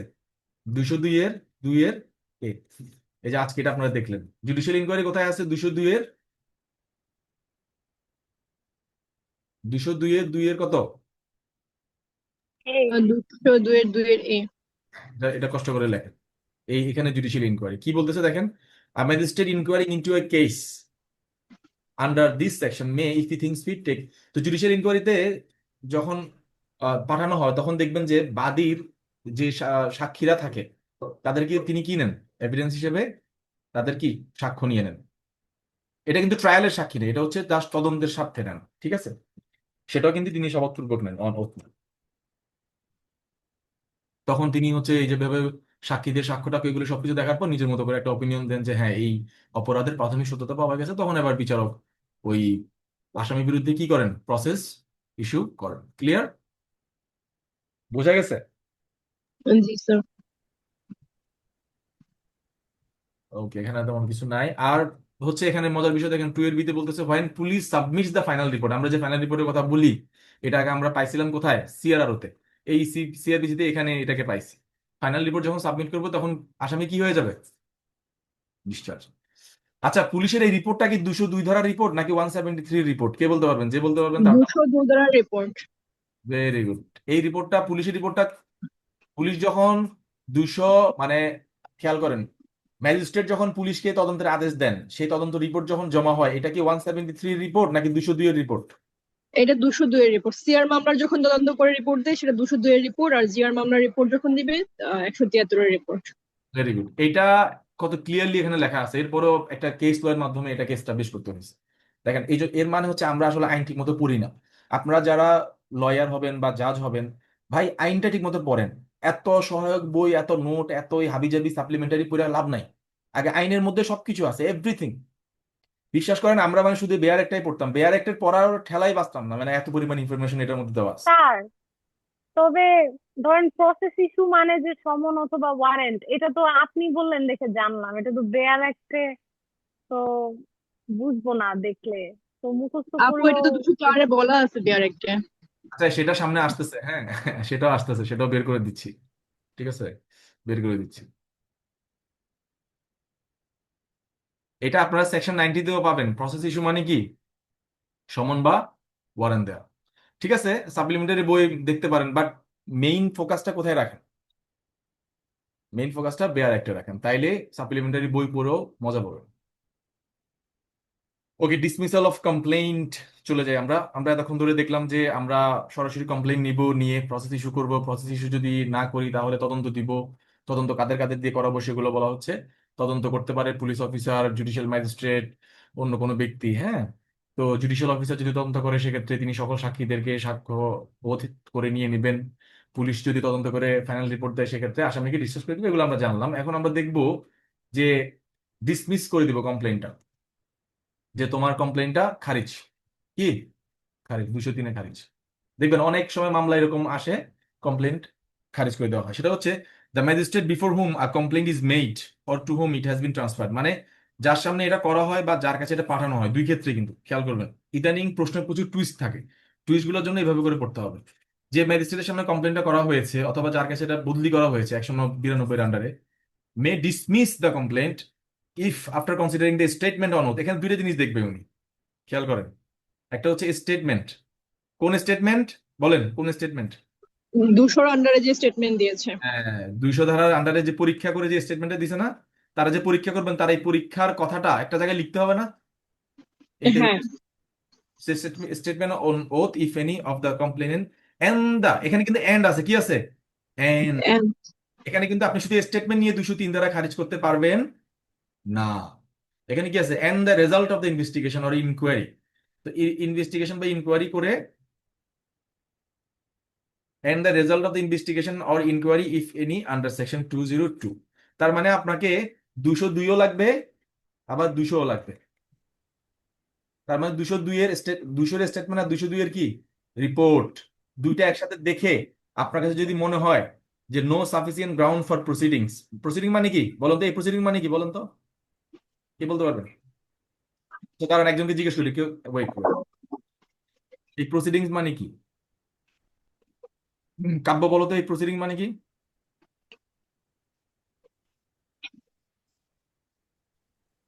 আহ, এখানে তো ভাইয়া মানে নো সাফিসিয়েন্ট ট্রায়ালের দিকে ফর যাবে না এটা? প্রসিডিং। হ্যাঁ, তো সেটা কি? স্যার প্রসেস ইস্যু করা। ভেরি গুড, প্রসেস ইস্যু করা। কারণ পরের স্টেজ তো হচ্ছে এইটাই। মানে আপনি দেখবেন যে না, তদন্ত রিপোর্ট দেখলাম পুরাই ভুয়া, মানে কোনো ঘটনা, কোনো সত্যতা পাইলাম না, স্টেটমেন্টও আমার কাছে করোবরেট করে নাই অন্যান্য সাক্ষীদের সাথে, সুতরাং এই কমপ্লেনটা আমার কাছে মানে doesn't hold any ground, sufficient ground আমার কাছে নাই। So I don't think I should proceed further to process, to issue the কি প্রসেস, মানে কোনো আসামি বিরুদ্ধে সমন বা ওয়ারেন্ট দেওয়ার প্রয়োজনীয়তা আমি অনুভব করছি না, সুতরাং এই কমপ্লেনটা কি হয়ে যাবে? আচ্ছা, কি হয়ে যাবে? আচ্ছা। সো আমরা এতদিন পরে আসছি যে ডিসমিসাল অফ কমপ্লেন্ট কখন হয়, তো আজকে আমরা দেখলাম যে কখন ডিসমিসাল অফ কমপ্লেন্ট হয় বা কখন কমপ্লেন্টটা খারিজ করা যায়। এটা এখানে 200 ধারা 202 ধারা দুইটাই কিন্তু লাগবে। অনেকে হুট করে বলে যে সাথে সাথে খারিজ করে দেয় না। হ্যাঁ, সাথে সাথে খারিজ করতে পারে যদি ম্যাজিস্ট্রেট নিজে, ম্যাজিস্ট্রেটের ক্ষমতা আছে না, নিজে ইনকোয়ারি করার ক্ষমতা আছে কিনা? আছে না? আচ্ছা আছে। আচ্ছা। তার মানে ওই সিটিং এ ওই দিন তিনি যদি অন্যান্য সাক্ষীটাকে সবাই যদি পরীক্ষা নিরীক্ষা করার পরে যদি তার কাছে মনে হয়, তখনও কিন্তু তিনি ওই দিনই কিন্তু খারিজ করতে পারে। বাট ম্যাজিস্ট্রেট যদি অন্য কোনো সংস্থাকে দিয়ে তদন্ত করান সেক্ষেত্রে কিন্তু তিনি খারিজ করতে পারবেন না আনলেস দ্য রিপোর্ট ইজ মানে বিন প্লেসড বিফোর হিম। সাবমিট করা হয়। Exactly, very good. তার মানে 203-এ কমপ্লেন ডিসমিসাল হবে কি কি কি দেখে? স্টেটমেন্ট এবং রিপোর্ট। 200 আন্ডারে স্টেটমেন্ট এবং 202 এর আন্ডারে ইনকোয়ারি রিপোর্ট দেখে। অনেকে বলতে পারেন স্যার আমার তো অনেক মামলা হচ্ছে ম্যাজিস্ট্রেট ওই দিনই খারিজ করে দিছে। হ্যাঁ, করে দিছে, সেক্ষেত্রে কিন্তু তিনি একটা ইনকোয়ারি করছেন। সেই ইনকোয়ারি কি সেলফ ইনকোয়ারি? কি ইনকোয়ারি? সে নিজে নিজে করেছে। আরে এই ক্ষমতা দিছে না, এই যে এখানে, কই হ্যাঁ, সে 202 এর আন্ডারে নিজেই করতে পারে। যেখানে আছে না, কোন জায়গাতেই আছে? হুম, এই তো, এই তো আছে না, পাইছেন? হিমসেলফ।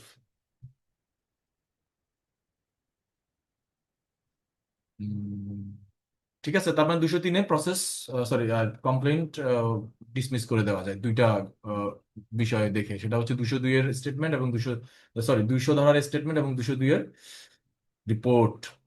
এবার আসি, এবার দেখেন এই সব গেল, এখন আসতেছে ইস্যু অফ প্রসেস। এখনো কিন্তু ইস্যু অফ প্রসেস আসে নাই। কি লিখতেছে? If in the opinion of the magistrate taking cognizance, সবসময় দেখেন ম্যাজিস্ট্রেট টেকিং কগনিজেন্স মানে আমলে নেওয়া ম্যাজিস্ট্রেট, খেয়াল করেন কিন্তু। এখন খেয়াল করেন এখানে কি বলতেছে, magistrate after taking sorry magistrate যে টেকিং কগনিজেন্সের বিষয়টা, এটা কি আফটার নাকি সাথে সাথে হচ্ছে? নিশি বলেন। স্যার কোশ্চেনটা বুঝি নাই আমি। মানে কগনিজেন্স যে সাথে ম্যাজিস্ট্রেট সাথে হবে, টেকিং কগনিজেন্স। সাথে সাথে হচ্ছে কিন্তু, মানে হ্যাঁ কগনিজেন্স কিন্তু পরে থাকতেছে না, সাথে সাথে কিন্তু হচ্ছে। এই জন্য বলতেছে magistrate taking cognizance of the offence there is sufficient ground for proceeding. এই যে প্রসিডিং, তার মানে কগনিজেন্স নিয়েই কিন্তু তিনি কি করতেছেন? প্রসিড করতেছেন। প্রসিড করে কগনিজেন্স নিচ্ছেন না। ক্লিয়ার? নিশি বুঝতে ক্লিয়ার পারছেন? স্যার। হ্যাঁ, হ্যাঁ স্যার বুঝতে পেরেছি। মানে তিনি সমন ওয়ারেন্ট পাঠানোর পরে আমলে নিচ্ছেন না, তিনি আমলে নিয়েই সমন ওয়ারেন্ট পাঠাচ্ছেন। and the case appears to be one in which, ওই যে আমরা একটু আমাদের সেই টেকনিকে চলে যাই, যে বলেন তো সিআরপিসির কোন কোন কলমের কোন শিডিউলে এটা আছে? Schedule 2 column 3। কলাম 3? ভুল করছেন না জি তো? স্যার। ভুল করছেন। সরি, সমন পাঠাবে নাকি এ পাঠাবে বেইলে আচ্ছা, এটা পাঠাবে? এটা এটা বলেন তো, লিয়া বলেন তো, এটা আমাদের এই যে নেমোনিকটা।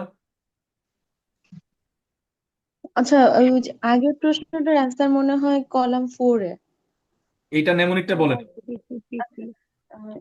প্রথমে সে হচ্ছে সেকশন, তারপর ওতে হচ্ছে অফেন্স, তারপর হচ্ছে অ্যারেস্ট কি, arrest without warrant or not, তারপরে এসে হচ্ছে সামন ইস্যু করবে নাকি ওয়ারেন্ট, হুম, তারপরে হচ্ছে বেইলেবল কিনা, হুম। সিতে হচ্ছে কম্পাউন্ডেবল কিনা, ইতে হচ্ছে পানিশমেন্ট, আর সিতে হচ্ছে কোন কোর্ট। এই তো, তার মানে এটা যদি আমরা লিখে ফেলি, এখানে তো আমরা পেয়ে গেলাম। সমন দিবে নাকি ওয়ারেন্ট দিবে, কোথায় আছে? পরে। পরে আছে। গুড। সোয়াস মনে রাখবেন, সোয়াস একটা ইউনিভার্সিটি, আর বিসিপিসি এমনিতে মনে রাখা যায়। সো এভাবে মনে রাখলে এই যে সিআরপিসি সেকেন্ড শিডিউলের প্রত্যেকটা কলাম মনে থাকবে। এসে হচ্ছে সেকশন, ওতে হচ্ছে অফেন্স, এতে হচ্ছে অ্যারেস্ট উইদাউট ওয়ারেন্ট কিনা, এসে হচ্ছে সমন নাকি ওয়ারেন্ট, বিতে হচ্ছে বেল, সিতে হচ্ছে কি কম্পাউন্ডেবল কিনা, পিতে হচ্ছে পানিশমেন্ট, সিতে হচ্ছে কোন কোর্ট বিচার করবে। এটা হচ্ছে নেমোনিক আপনাদের জন্য। তো তার মানে এখন প্রসেস ইস্যু করার সময় সমন দিবে নাকি ওয়ারেন্ট দিবে, সেটা কোথা থেকে দেখবো আমরা? সিআরপিসির সেকেন্ড শিডিউলের ফোর্থ কলাম।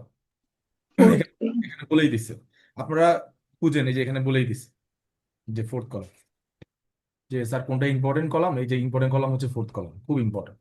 এ সামন শুড বি ইস্যু, যদি লেখা থাকে যে প্রথমে সমন দিবে, সমন দেওয়ার কথা বলা থাকে তাহলে সমন দিবেন, ওয়ারেন্টের কথা বলা থাকে ওয়ারেন্ট দিবেন। ঠিক আছে, কোনো সমস্যা নেই। তবে সবসময় কি দেওয়ার চেষ্টা করবেন শুরুতে? কি দেওয়ার চেষ্টা করবেন? সমন দেওয়ার চেষ্টা করবেন। কারণ ওয়ারেন্ট দিলে তো ধৈর্য বাইন্দা নিয়ে আসবে। এই জন্য একটু ভদ্রচিত ভাবে শুরুতে কি দিবেন? সমন দিবেন। আর যদি মনে করেন যে না, অপরাধটা ধরনই এমন, আমাকে ওয়ারেন্ট দিতে হবে, ওয়ারেন্ট দিবেন, কোনো সমস্যা নেই। আর এই সমন বা ওয়ারেন্ট যে কোর্ট থেকে দিবে, এই যে ক্ষমতাটা যে আপনি কোর্ট থেকে এক্সারসাইজ করাবেন, আপনাকে একটা কাজ করতে হবে, সেটা হচ্ছে আপনাকে সকল প্রসিকিউশন উইটনেস মানে পিডব্লিউ কি বলে, কি বলে? পিডব্লিউ, হ্যাঁ, প্রসিকিউশন উইটনেস এর লিস্ট দিতে হবে। পিডব্লিউ জিনিসটা বুঝেন, ধরেন আপনি একটা মামলার বাদী, আপনি প্রথম দিন কোর্টে গিয়ে সাক্ষ্য দিচ্ছেন, কি দিচ্ছেন? মামলা ট্রায়াল শুরু হচ্ছে, তা আপনার নাম কি হবে? পিডব্লিউ 1, 1। এরপর পরের দিন যে আসবে তার নাম হবে পিডব্লিউ 2, 2, এরপরে যে আসবে তার নাম পিডব্লিউ 3। 3. এই পিডব্লিউ গুলো কোথায় এই যে পাইছেন না এখানে, পিডব্লিউ মানে কি? পিডব্লিউ মানে কি? Prosecution witness. Prosecution witness। এই প্রসিকিউশন উইটনেসের একটা লিস্ট যতক্ষণ না আপনি না দিবেন, ততক্ষণ পর্যন্ত এই সমন বা ওয়ারেন্ট ইস্যু করা হবে না। ঠিক আছে, তার মানে প্রসেস ইস্যু কখন করা হয়? যখন প্রসিকিউশন উইটনেসের একটা লিস্ট দেওয়া হয়। এই যে দেখছেন, নো সামন or warrant shall be issued, এই নো সামন বা ওয়ারেন্ট মানে কি? এই যে ইস্যু বলছে না, ইস্যু, প্রসেস ইস্যু করা। প্রসেস ইস্যু করা। আগে একজন কোশ্চেন করলেন যে ভাই এটা কোথা থেকে পাবো, এই যে দেখছেন প্রসেস ইস্যু। প্রসেস মানে হচ্ছে এটা, সমন বা ওয়ারেন্ট। প্রসেস মানে কি? Process to compel the person complain against, হ্যাঁ, তাকে যেন to compel him to appear before the court, তাকে যেন কোর্টে হাজির করতে বাধ্য করানো হয়, এটাকে বলা হয় প্রসেস। যে বলে প্রসেস কি, যে বলে যে স্যার ও যে কোর্টে আসবে, এই কোর্টে আনার প্রসেস, প্রসেসটা হচ্ছে এইটা, যে সমন বা ওয়ারেন্ট, এই জন্য একে বলা হয় প্রসেস। তো এই প্রসেস ইস্যু আপনি করবেন না বা সমন বা ওয়ারেন্ট দিবেন না unless list of prosecution witness has been filed with the complaint. ঠিক আছে, কমপ্লেন্টের সাথে পিডব্লিউ বা প্রসিকিউশন উইটনেসের একটা লিস্ট আপনাকে দিতে হবে, না হলে ম্যাজিস্ট্রেট প্রসেস ইস্যু করবেন না। এবং আরো মজার বিষয় হচ্ছে, আপনি যখন এই যে ওয়ারেন্ট বা সমন যে যাবে, প্রত্যেকবার ওয়ারেন্ট সমনের সাথে একটা করে কমপ্লেন্টের কি যাবে, কি যাবে, কপি কপি যাবে। যাবে। সিপিসির মতো। নাইলে তো যার বিরুদ্ধে মামলা হয়েছে সে তো বুঝতেই পারবে না যে তার বিরুদ্ধে কি মামলা হয়েছে, এই জন্য ওই নালিশ বা কমপ্লেন্ট বা মামলার একটা কপি আপনাকে জমা দিতে হবে উম, মামলা ফাইল করার দিন। আর এখানে সুন্দর একটা কথা বলছে যে যদিও প্রসেস ইস্যু নিয়ে 204-এ আলোচনা করা হচ্ছে, বাট বেসিক্যালি সিআরপিসি তে প্রসেস ইস্যু নিয়ে কোথায় আলোচনা হয়, সেকশন কোথায়, 90-তে।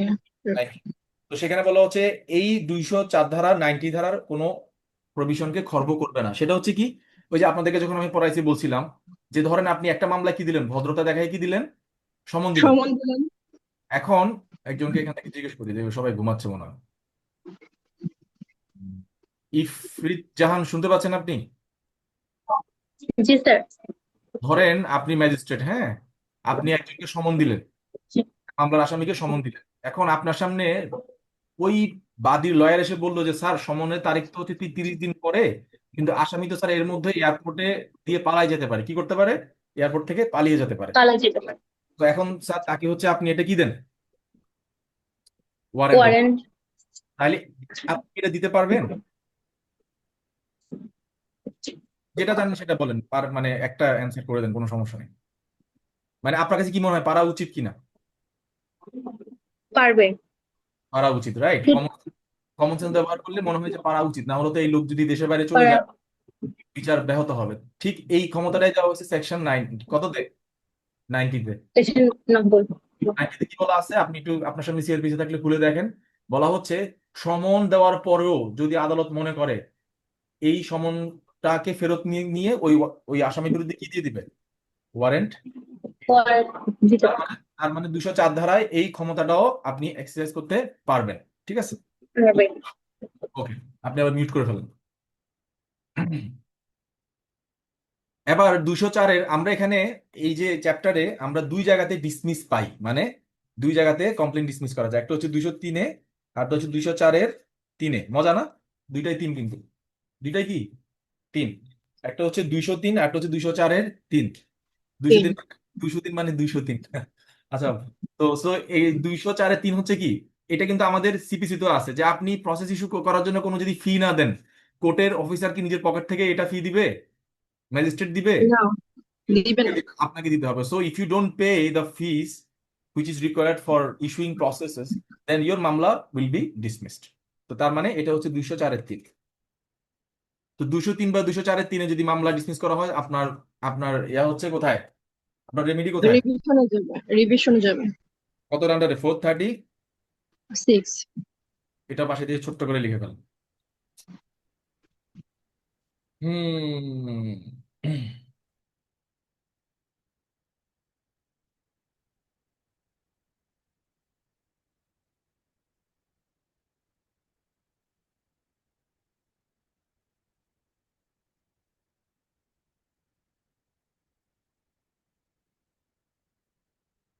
এই ধরনের কমপ্লেন যখন আপনার ডিসমিস হয়ে যায়, তখন আপনি যখন রিভিশন করবেন, সেক্ষেত্রে রিভিশনাল কোর্ট মানে হায়ার কোর্ট, সেটা হতে পারে হাইকোর্ট ডিভিশন অথবা সেশন কোর্ট। অবশ্যই আপনি প্রথমে সেশন কোর্টের কাছে যাবেন, ঘোড়া ডিঙ্গিয়ে ঘাস খাওয়া যাবে না, এরকম একটা কেস ল আছে। তো সেশন কোর্ট আপনাকে কি করতে পারে, সেশন কোর্ট আপনাকে কি কি আমলে নেওয়ার জন্য বলতে পারে, কমন সেন্স। শুনেন, আমার ক্লাসে যদি কোনো কিছু না পারেন, you are free to apply your common sense. আপনি উত্তর দিবেন পারে বা পারে না, এইভাবে বলবেন, হ্যাঁ, তখন আমি আপনার এই কমন সেন্সের সাথে লকে মিলাই দিব, দেখবেন যে মিলে গেছে। So please apply your common. ধরেন স্যার session আমলে তো ডাইরেক্ট করতে পারে না। পারে না, গুড। বাকিদের কি অবস্থা, পারবে, আমল নিতে বলতে পারবে? আমলে নিতে বলতে পারবে? ধরেন একটা মামলা ডিসমিস হয়ে গেল, হ্যাঁ, এখন আপনি কি করলেন, কোর্টে বা হাইকোর্টে রিভিশন করলেন 436 এর আন্ডারে। এই 436টা মুখে মুখে কয়েকবার বলবেন, তাহলে মুখস্থ হয়ে যাবে 436 এরকম। তখন এই 436 এর আন্ডারে হায়ার কোর্ট কি ম্যাজিস্ট্রেটকে মামলাটা আমলে নিয়ে নাও এটা বলতে পারে? পারে না। আমলে নেওয়ার এক্সক্লুসিভ ক্ষমতা না ম্যাজিস্ট্রেটের নিজের, এরপর কেউ হচ্ছে অর্ডার করতে পারে না।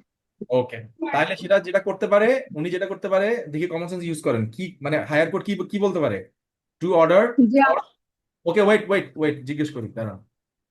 ঘুমন্ত ঘুমন্ত শহরের ঘুমন্ত নাগরিকদের জিজ্ঞেস করি, সাবা বলেন তো কি কি করতে পারে হায়ার কোর্ট, মানে কমন সেন্স ইউজ করুন তো। আপনাদের থেকেই আজকে ল শিখাবো। কাব্য বলো তো কি করতে পারে?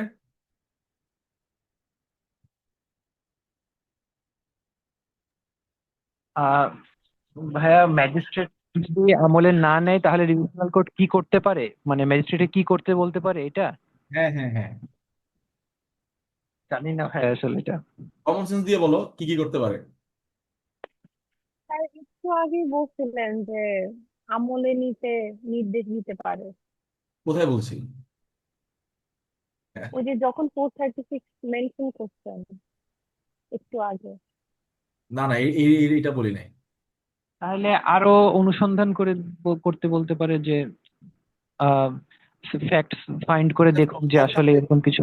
436 কি এটা বলছি আমলে নেওয়ার জন্য বলতে পারে, এটা বলছি, জি ভাইয়া, এটা বলছিলাম। মানে আপনি আপনি বলেছিলেন যে আপনি জিজ্ঞেস করলেন যে ম্যাজিস্ট্রেট যদি আমলে না নেয় হুম হুম তাহলে ডিভিশনাল কোর্ট এখানে কি স্টেপ নিতে পারে। নিশি আপু মনে হয় বললেন যে এটা ম্যাজিস্ট্রেটকে আসলে আমলে নিতে বলতে পারবেন না, কারণ এটা এক্সক্লুসিভ রাইট ম্যাজিস্ট্রেটের। হুম হুম। তারপরে আপনি আমাকে জিজ্ঞেস করছেন তাহলে কি করতে বলতে পারে ম্যাজিস্ট্রেটকে। না না, আমি যখন এর আগে একটু আগে 436 এর কথা বলছিলাম, তখন কি আমলে নেওয়ার কথা বলছিলাম যে হ্যাঁ, ম্যাজিস্ট্রেট? স্যার তখন এটা বলেছিলেন, আমি তখন বলতাম, পরে ভাবলাম যে ফার্দার এটা আসবে, তখন আর বলি না। আচ্ছা, তাইলে এটা ভুল হয়েছে। মানে 436 এর আন্ডারে যাবে, কিন্তু সেখানে আমলে নেওয়ার জন্য বাধ্য করা যাবে না, মানে আমলে নেন এটা বলার সুযোগ নাই। তাহলে কি করতে পারে? কাব্য বলে দিছে অলরেডি, সেটা হচ্ছে ফার্দার ফার্দার ইনকোয়ারি করার জন্য বলবে। ফার্দার ইন, ঠিক আছে। সো কারো মামলা যদি ডিসমিস হয়ে যায়, আচ্ছা 436 এর এটা কিসের মধ্যে বলছিলাম আমি, কোনটা আলোচনা করার জন্য? স্যার ডিসমিস করে দেওয়ার পরে 200, ওই যে রিটার্ন অফ প্লেন্টের কথা বলছি, রিটার্ন অফ প্লেন্ট। হ্যাঁ স্যার, রিটার্ন অফ প্লেন্টে তখন রিভিশনে যাবেন। তার একটা আপু প্রশ্ন করছিল, ওই যে অন্তর আপু প্রশ্ন করছিল, তখন মেনশন হ্যাঁ করছিলেন হ্যাঁ যে রেমেডি কি, হ্যাঁ হ্যাঁ, তখন মেনশন করছিলেন। রাইট। রিটার্ন অফ প্লেন্ট আর হচ্ছে ডিসমিসাল কিন্তু এক জিনিস না, ঠিক আছে। ওখানে আমলে নেওয়ার বিষয়টা আমি ওইভাবে বলি নাই, মানে আমলে নেওয়ার জন্য ম্যাজিস্ট্রেটের কাছে পাঠাইতে পারে, বাট আমলে নেন এটা বলতে পারে না। আমার কথা বুঝছেন, পার্থক্য বুঝছেন? মানে জি স্যার। আপনারা ওই কোর্টে যান, ওই কোর্ট আমলে নিবে, এটা একটা বলা। আবার ওই কোর্টকে আমলে নিতে বাধ্য করা, দুটো কিন্তু ডিফারেন্ট জিনিস। আমি কিন্তু ওখানে মেবি বলেছি যে ওই কোর্টের কাছে আমলে নেওয়ার জন্য আবার বলতে পারে যে তুমি মামলাটা তোমার মতো করে মেরিটে দেখে তারপরে পরবর্তী ব্যবস্থা নাও, যদি কেউ কি করে দেয়, রিটার্ন করে দেয়। রিটার্ন করে দেয়। বাট কখনো কোনো ম্যাজিস্ট্রেটকে আমলে নেওয়ার জন্য বাধ্য করা যায় না, এটা মনে রাখবে। তাহলে কি করতে পারে আমলি আদালত, স্যার সরি? একটা কোশ্চেন। হ্যাঁ হ্যাঁ স্যার, যখন কোনো কমপ্লেন নিবে একজন ম্যাজিস্ট্রেট, মানে যে শপথটা করানো হয়, হুম। ওটা কি নিতে ম্যাজিস্ট্রেট বাধ্য? ওইটা ম্যাজিস্ট্রেট যদি না নেয়, এতে করে কি হয় না, মানে হচ্ছে মানে কি বলে, পুরো প্রক্রিয়াটা ইনভ্যালিড হয় না। ম্যাজিস্ট্রেট নিতে বাধ্য কিনা বাধ্য না, এটা আমরা উপরে গেলে তো দেখতে পাবো। কি লেখা আছে? শ্যাল, তিনি নিতে বাধ্য। কিন্তু যদি তিনি এটা না নেন, তাহলে তাহলে কি বিচার প্রক্রিয়া ইনভ্যালিড হয়ে যাবে না। কারণ এই ব্যক্তি যখন তদন্তকারী কর্মকর্তার সামনে দিবেন, তখনই তো তিনি আবার সেই সাক্ষ্য দিচ্ছেন। এই সেম ব্যক্তি যখন আবার PW1 হিসেবে কোর্টে আসতেছেন, তখন তো তিনি কি দিচ্ছেন, ওথ নিচ্ছেন না? হুম। এটা কিউর হয়ে যাবে, তখন এটা কি হয়ে যাবে, কিউর হয়ে যাবে। এটা কোথায় বলা আছে? এই এই সেম ঘটনা একটা কেস লতে আসছে, এটা আমি আপনাদেরকে স্যার আমি একটা কোশ্চেন করি। হ্যাঁ করেন।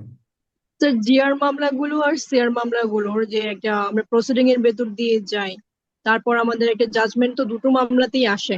তো স্যার জিআর মামলা আর সিআর মামলার দুটোর মানে নোশনটা কি, মানে আমরা সিআর মামলাতে কি আমরা ইনকোয়ারিটা একটু হয় মানে কম পাওয়ারফুল হয়, আর ইনভেস্টিগেশনটা জিআর মামলাতে খুব বেশি হয়, মানে স্ক্রুটিনাইজ করা হয় খুব বেশি, এটাই কি পার্থক্য? না না, দুইটাতেই সমান ইনভেস্টিগেশন হয়। অনেক সময় সিআর মামলা ইনভেস্টিগেশন আরো অনেক সুন্দর হয়, কিন্তু জিআর মামলা ইনভেস্টিগেশন গুলো যেহেতু জিআর মানে কি আমলযোগ্য অপরাধ, মানে এই হ্যাঁ। বড় বড় ক্রাইম, তো এই ক্ষেত্রে পুলিশ ডিরেক্টলি যায় সেখানে, ছবি তুলে সেখানে, মানে পুলিশের লজিস্টিক্সটা থাকে আর কি। তো আমরা কিন্তু আবার সিআর মামলাও কিন্তু, শুনেন, আমরা সিআর মামলা কিন্তু কাকে দিয়ে ম্যাক্সিমাম তদন্ত করাই বলেন তো? পুলিশকে দিয়ে। জি। তো সেখানে পুলিশও তার সেই সব লজিস্টিক্স, বললো না যে সব তদন্ত এই কোর্টের আন্ডারে হবে, বলছে না একটু উপরে? স্যার আমরা আমরা যদি 205 দিয়ে যাই, তখন আমরা দেখতে পাই যে একটা মামলা সম্পর্কে যদি কমপ্লেন্টও থাকে এবং যদি পরবর্তীতে কোনো জিআর মামলাও হয়, এটা নিয়ে যদি এফআইআর হয়, তখন বলা হয় যে দুটো মামলাকে এক মানে স্টপ করে দিবে সিআর মামলাটাকে, আর তখন রিপোর্ট আসলে এটাকে জিআর মামলার ভিত্তিতে আমরা মামলাটাকে আগাবো। সো এটা বলার নোশনটা কি, এটার পেছনে বলার কি কি জিআর মামলা কি বেশি ট্রান্সপারেন্ট হয়? এটার নোশন হচ্ছে, কারণ প্রথম কোন মামলা হয়েছে? জিআর? Complaint case. না না, হ্যাঁ। প্রথমে জিআর জিআর হয়েছে, প্রথমে থানায় মামলা হয়েছে, থানায় মামলা চলমান, ইনভেস্টিগেশন চলমান, 154 এফআইআর হয়েছে, 156 তদন্ত চলতেছে। এরপরে আপনি কি করলেন, থানার উপর ভরসা টরসা নাই বা থানার মামলাটা ভুলভাল করে ফেলাইছেন, আপনি সেম ঘটনা নিয়ে আরেকটা সিআর মামলা করলেন, তখন ম্যাজিস্ট্রেট কি করবে? এই সিআর মামলা কি করে দিবে? স্টে করে দিবে। ক্লিয়ার? স্টপ করে দিবে। এই ক্লিয়ার। সিআর মামলাতেও যদি সেম আসামিদের বিরুদ্ধে কি আসে, সরি, রিপোর্ট আছে। না না সরি, এই জিআর মামলাতেও যদি সেম আসামিদের বিরুদ্ধে চার্জশিট দেওয়া হয়, রিপোর্ট আছে। তাহলে হ্যাঁ। তখন আপনি এই দুইটা মামলা একসাথে কি করতে পারবেন? ট্রায়াল করতে পারবেন, অ্যাজ ইফ বোথ মামলা পুলিশ রিপোর্টের ভিত্তিতে হয়েছে। জিআর মামলা। হ্যাঁ। এটা আসতেছে, সামনে আলোচনা আসতেছে। হ্যাঁ বলেন, মালিহা বলেন। স্যার, এখানে যখন একটা জিআর কেস হয়, মানে প্র্যাকটিক্যালি দেখা যায় এখানে মামলাটা ড্রাফট করা হচ্ছে পুলিশ, হুম বা দেখা যায় কোনো একটা কম্পিউটার ম্যান ড্রাফট করে, তো সেক্ষেত্রে যে এজাহার ওখানে অনেক ল্যাকিংস থেকে যায়। হুম হুম হুম। আবার যখন একটা সিআর কেস হয়, যেহেতু ওটা লয়াররা ড্রাফট করে, তো সেটা অনেকটা মানে নির্ভুল হয়, বা ওখানে লুপহোলস অনেক কম থাকে। তো Right. একটা জিআর মামলা হওয়ার পর যদি ওখানে এজাহারে মানে কোনো ল্যাকিংস থাকে, সেক্ষেত্রে একজন বাদীর রেমেডি কি? এজাহারের সে আর কিছু করতে পারবে না, এজাহার কোনো পরিবর্তন কিছু করার কোনো সুযোগ নেই। তার কাছে যদি মনে হয়, হ্যাঁ, এখন ওই মামলার ভিত্তিতে যদি ফাইনাল রিপোর্ট দিয়ে দেয়, খেয়াল করেন কি দিয়ে দেয়, ফাইনাল রিপোর্ট। আপনার কাছে কি অপশন আছে? নারাজি। নারাজি। নারাজি যদি কি হয়, নামঞ্জুর হয়, কি অপশন আছে? এই অপশনটা হচ্ছে সিআর কেস করবেন। কি করবেন? সিআর। কেস ল আছে, আমি আপনাদের জন্য কেস ল সাজাইছি, সামনে আসতেছি বলতেছি। ওকে, বুঝতে পারছেন? জি। কিন্তু আপনি নারাজি না দিয়ে কিন্তু সিআর কেস করতে পারবেন না, আপনার একটা রেমেডি কিন্তু এখানে রয়ে গেছে, বুঝছেন না? হুম হুম হুম হুম। ঠিক আছে, তাহলে আমরা আগাই। এই বাকিরা আছেন না ঘুমাই গেছেন? ওকে, সো ডিসমিসাল আমরা পাইলাম 203 এবং 204 দুইটাই 3-3, এভাবে করে মনে রাখবে। 205 চলে আসি আমরা, শর্টকাটে শেষ করে দিই, অলরেডি আলোচনা কিছু হয়ে গেছে। সেটা হচ্ছে 205, খুব ইম্পর্টেন্ট। কারো বিরুদ্ধে যদি সমন দেওয়া হয়, সে যদি অসুস্থ থাকে বা একজন আসামি হয়, তাহলে তার হাজিরা মওকুফ করা যায়। কি করা যায়? মওকুফ। মওকুফ করা যায়। করা যায়। সে তার আইনজীবী, এই যে আপনাদের বলে না যে আছেন আমার মুক্তার, আছেন আমার ব্যারিস্টার, এই যে আইনজীবীর কি প্রয়োজন দেখেন, সে তখন তার প্লিডারের মাধ্যমে হাজিরা দিবে। কার মাধ্যমে? মানে আইনজীবীর মাধ্যমে, লয়ারের মাধ্যমে। এটা ম্যাজিস্ট্রেট চায়। এই জন্য অনেক সময় দেখবেন অনেক বৃদ্ধ বা অনেক পরীক্ষার্থী বা অনেক দূরে থাকে, এদের পক্ষে 205 ধারার একটা দরখাস্ত দেয়। কি দেয়? 205-এর 5 ধারা দরখাস্ত, বলে যে স্যার আমার এই আসামিকে আপনি পার্সোনাল অ্যাটেন্ডেন্স থেকে কি দেন? রেহাই দেন, dispense with the personal attendance of the accused. তখন তাহলে সে হাজিরা কার মাধ্যমে দিবে? কার মাধ্যমে দিবে? প্লিডারের মাধ্যমে। প্লিডারের মাধ্যমে। এই আইনের ভাষায় বললেন না, কার মাধ্যমে দিবে? উকিল, তার আইনজীবী, লয়ার। আর যদি ম্যাজিস্ট্রেট মনে করো ওকে তোমাকে তো আমি ডিসপেন্স করছি, হ্যাঁ তোমার পার্সোনাল অ্যাটেন্ডেন্স লাগে নাই, বাট তোমাকে এখন হাজির হইতে হবে, তাহলে ইন সাম ডেট তিনি বলতে পারেন যে অমুক তারিখে তুমি আমার সামনে আসবে, তাকে সে তারিখে আসতে হবে। খুবই কমন সেন্স ওয়ালা জিনিস। 205-এ হাজিরা তো অনলাইনেও দেওয়া যায় এখন। হ্যাঁ হ্যাঁ দেওয়া যায়। 205-এ বলা হচ্ছে যদি কোনো offence exclusively triable by sessions, মানে দায়রা আদালতে বিচার্য, সেগুলো কি বলেন তো? মার্ডার কি 302, তাহলে ম্যাজিস্ট্রেট কি করবে? সকল মামলা প্রথমে কোথায় আসে বলেন? থানায় অথবা কোথায়? ম্যাজিস্ট্রেট কোর্টে আসে। থানায় অথবা ওই লাল বিল্ডিং, বিশাল বড় বিল্ডিং, ম্যাজিস্ট্রেট কোর্টে আসে। তো ম্যাজিস্ট্রেটের যখন এটা আমলে মানে হচ্ছে তিনি যখন মামলা তার কাছে আসতেছে, তিনি যখন আমলে নিচ্ছেন, তখন নেওয়ার পরে দেখতেছেন যে এটা হচ্ছে কার দ্বারা বিচার্য, কোর্ট অফ সেশন। তখন কোর্ট ম্যাজিস্ট্রেট অফ সেশনের নামে। এটা ভাইভাতে প্রচুর জিজ্ঞেস করে এবং সবাই এটাতে উল্টাপাল্টা অ্যান্সার দেয় এবং স্যাররা খুব বিরক্ত হয়। প্রশ্নটা করে এরকম যে একজন ম্যাজিস্ট্রেট বলেন যে আপনি ধরেন ম্যাজিস্ট্রেট, আপনি একটা মামলা আমলে নিচ্ছেন যেই অফেন্সটা exclusively triable by the session court, আপনি কি করবেন? এবার হচ্ছে খাবি খাওয়া শুরু করে বলতে পারেন খুব মানে এই যে ধারাবাহিকভাবে বলবেন যে স্যার, মামলাটা সে দায়রা আদালতে পাঠাবে, পাঠানোর ক্ষমতা আছে, এই মামলার আসামি দেখে সে রিমান্ড দিতে পারবে, এবং পাঠানোর সময় মামলার সকল রেকর্ড সাথে করে সে পাঠাবে এবং পিপি কে নোটিফাই করবে। তাহলে কি বললাম বলুন তো? চারটা জিনিস।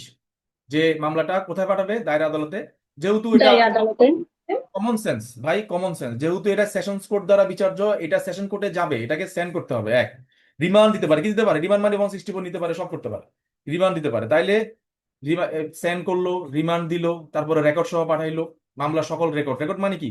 ওই যে চার্জশিট, 161-এর copy, medical report, postmortem report, everything, সবকিছু কোথায় পাঠাই দিবে?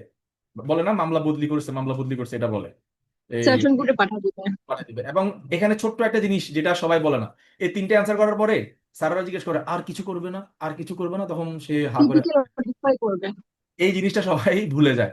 স্যার পিপি কে নোটিফাই, কাকে নোটিফাই করবে? পিপি। পিপি কে নোটিফাই করবে। ঠিক আছে, পিপি কে এটার একটা অনুলিপি দেওয়া হবে। সো আজকে থেকে আপনি এটা জানলেন যে 205 সি, যে কোনো অফেন্স যদি exclusively triable by sessions court হয়, ম্যাজিস্ট্রেট চারটা কাজ করে। একটা হচ্ছে মামলাটা সে বদলি করে দেয়, সেশনস কোর্টে পাঠাই দেয়। বদলি না, এটাকে আমরা বলবো যে সেন্ড করে, পাঠাই দেয়, বদলি বলবো না, যে পাঠাই দেয়। রিমান্ড দিতে পারে, ওই যে বেল দিতে পারে, ওইটা আরেকটা জিনিস ভুলে গেছি, বেল, রিমান্ড, 164 সবকিছু করতে পারে। এবং রেকর্ড, মামলার যত রেকর্ড আছে, রেকর্ড, রেকর্ড মানে কি? রেকর্ড মানে হচ্ছে 161 statement, 164 statement, medical evidence, medical report, postmortem report, সবকিছু, এজাহার, এফআইআর, সবকিছু তিনি পাঠাই দিবেন। লাস্টে কি করবেন? পিপি কে নোটিফাই করবেন। ক্লিয়ার? বুঝতে পারছেন সবাই? দেখি সাবাকে জিজ্ঞেস করে দাও। সাবা বলুন তো, 205 সিতে ম্যাজিস্ট্রেট কি কি করবেন?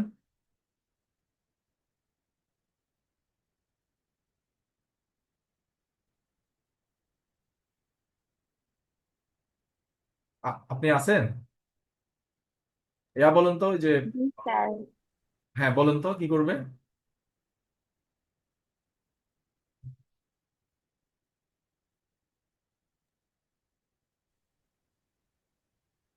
দুইশো পাঁচের যদি ম্যাজিস্ট্রেটের কাছে মনে হয় যে অফেন্সটা শুধুমাত্র দায়রা আদালতের দ্বারা বিচার্য, তখন কোর্ট অফ দায়রা আদালতের কাছে কোর্ট মামলাটা সেন্ড করবে। এবং যদি আর হচ্ছে যদি ওইটা আপনার হচ্ছে যে রিমান্ডে নিতে পারে, বেল আর দিতে পারে, হচ্ছে বেল দিতে বেল পারে, দিতে পারে, অথবা রিমান্ড দিতে পারে, অথবা মামলা পাঠানোর সময় কোর্ট সকল ওই রেকর্ড, সেশন। মামলা পাঠানোর সময় মামলা সকল রেকর্ডও পাঠাই দিবে এবং লাস্টে পিপি কে নোটিফাই করবে। হ্যাঁ হ্যাঁ। একটু প্র্যাকটিস করেন না আপনারা, মুখ টুক একটু চালু করেন, নাইলে কেমন হবে বলেন। সাবা আরেকবার বলেন। যদি ম্যাজিস্ট্রেটের কাছে এটা প্রতীয়মান হয় যে মামলাটি দায়রা আদালতের দ্বারা বিচার্য, তখন দায়রা আদালতের কাছে মামলাটি পাঠাবে অ্যাকিউজড কে ডিউরিং অথবা until the conclusion of the trial, মানে ট্রায়াল চলাকালীন সময় অথবা ট্রায়ালের শেষ মুহূর্তের আগ পর্যন্ত বেইল অথবা রিমান্ডের ইয়ে করতে পারে। আর হচ্ছে কোর্টকে সকল রেকর্ড পাঠাতে পারে, আর পিপি কে নোটিফাই করবে। নোটিফাই করতে পারে। পারে না, এখানে আমরা বলবো করবে, এই যে শ্যাল। ঠিক আছে, হি ক্যান না, শ্যাল। ওকে ওকে ওকে। ঠিক আছে, ওকে।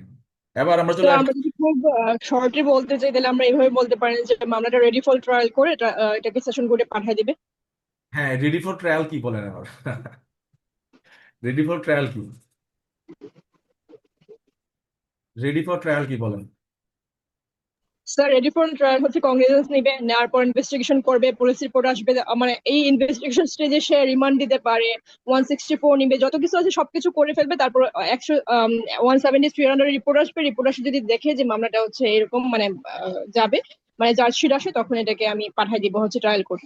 হ্যাঁ, রেডি ফর ট্রায়াল মানে তদন্ত শেষ এবং সকল আসামি আপনার সামনে উপস্থিত, এবং কোনো যদি পলাতক আসামি থাকে তার বিরুদ্ধে সব রিপোর্ট টিপোর্ট দেওয়া হয়েছে, এরপর আপনি পাঠিয়ে দিবেন।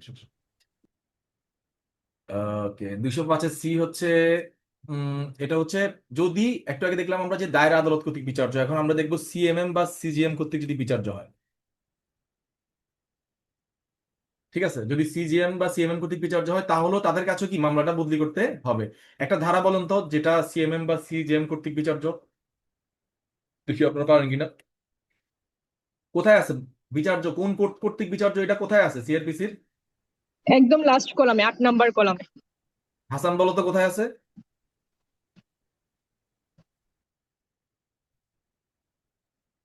হাসান বলো কোথায় আছে?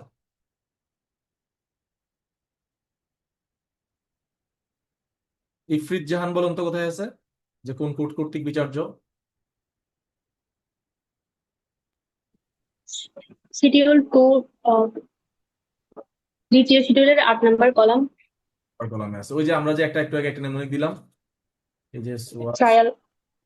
বিসি পিসি, এটা 8, 1 2 3 4 5 6 7 8, 8 নম্বরে। তো তাইলে একটা ধারা বলুন তো, পেনাল কোডের অপরাধের ধারা যেটাতে সিজিএম বা সিএমএম কর্তৃক বিচার্য। আচ্ছা আমি বলে দিই, সময় কম। 307, কত? 307। ধরেন আপনি একজন ম্যাজিস্ট্রেট, আপনার সামনে একটা মামলা আছে 323, 324, 325, 307। আপনি কি এটা বিচার করতে পারবেন? এই এই সব ধারায় চার্জ গঠন করা হয়েছে, বিচার করতে পারবেন? পারবো না। হুম, কেন পারবেন না? কারণ 307-এ আপনি পারবেন না, আপনি তো ফার্স্ট ক্লাস ম্যাজিস্ট্রেট। এটা চলে যাবে কার কাছে? সিএম সিএম সিজিএম এর কাছে। দেখেন, সিজিএম এর কাছে। তো এই তখন এই মামলাটা আপনি কি করে দিবেন তার কাছে? এই যে সেম সেন্ড করবেন, এই বেল রিমান্ড দিতে তো পারবেন, আগের ক্ষমতা যা আছে তাই, তারপরে রেকর্ড সহ পাঠাবেন। এখানে কিন্তু কোনো পিপি কে নোটিফাই করা লাগবে না, নো, নো পিপি। ঠিক আছে, এবার আসি হচ্ছে সেই বহুল প্রতীক্ষিত আলোচিত কনফিউজিং সেই ধারা, সেটা হচ্ছে 205-এর ডি। জি। এটাকে আমি খুব সিম্পলি বলি, সহজে, ধারায় যাব না, ধারায় গেলে মাথা উলাবে। একটু আগে আলোচনা অলরেডি হয়ে গেছে। যেমন ধরেন আমি এখান থেকে দুজন নেই, নিশি একটা মামলা করলো থানায়। কোথায় করলো? থানায়। মামলা ধারা হচ্ছে ধরেন 326, 307, 325, 379, মানে ধারালো অস্ত্র দিয়ে আঘাত করছে, হত্যার অ্যাটেম্প করছে, অ্যাটেম্প টু মার্ডার, এবং হচ্ছে পাটা ভেঙে ফেলছে আর ঘর থেকে চুরি করছে। এটা সে করছে, এবং এটা কি হয়েছে? এফআইআর হয়েছে। কি হয়েছে? এফআইআর। এফআইআর হয় কত ধারায়? 154, এবং তদন্ত হচ্ছে 156-এ। কোথায় হচ্ছে? এই এই যে ও,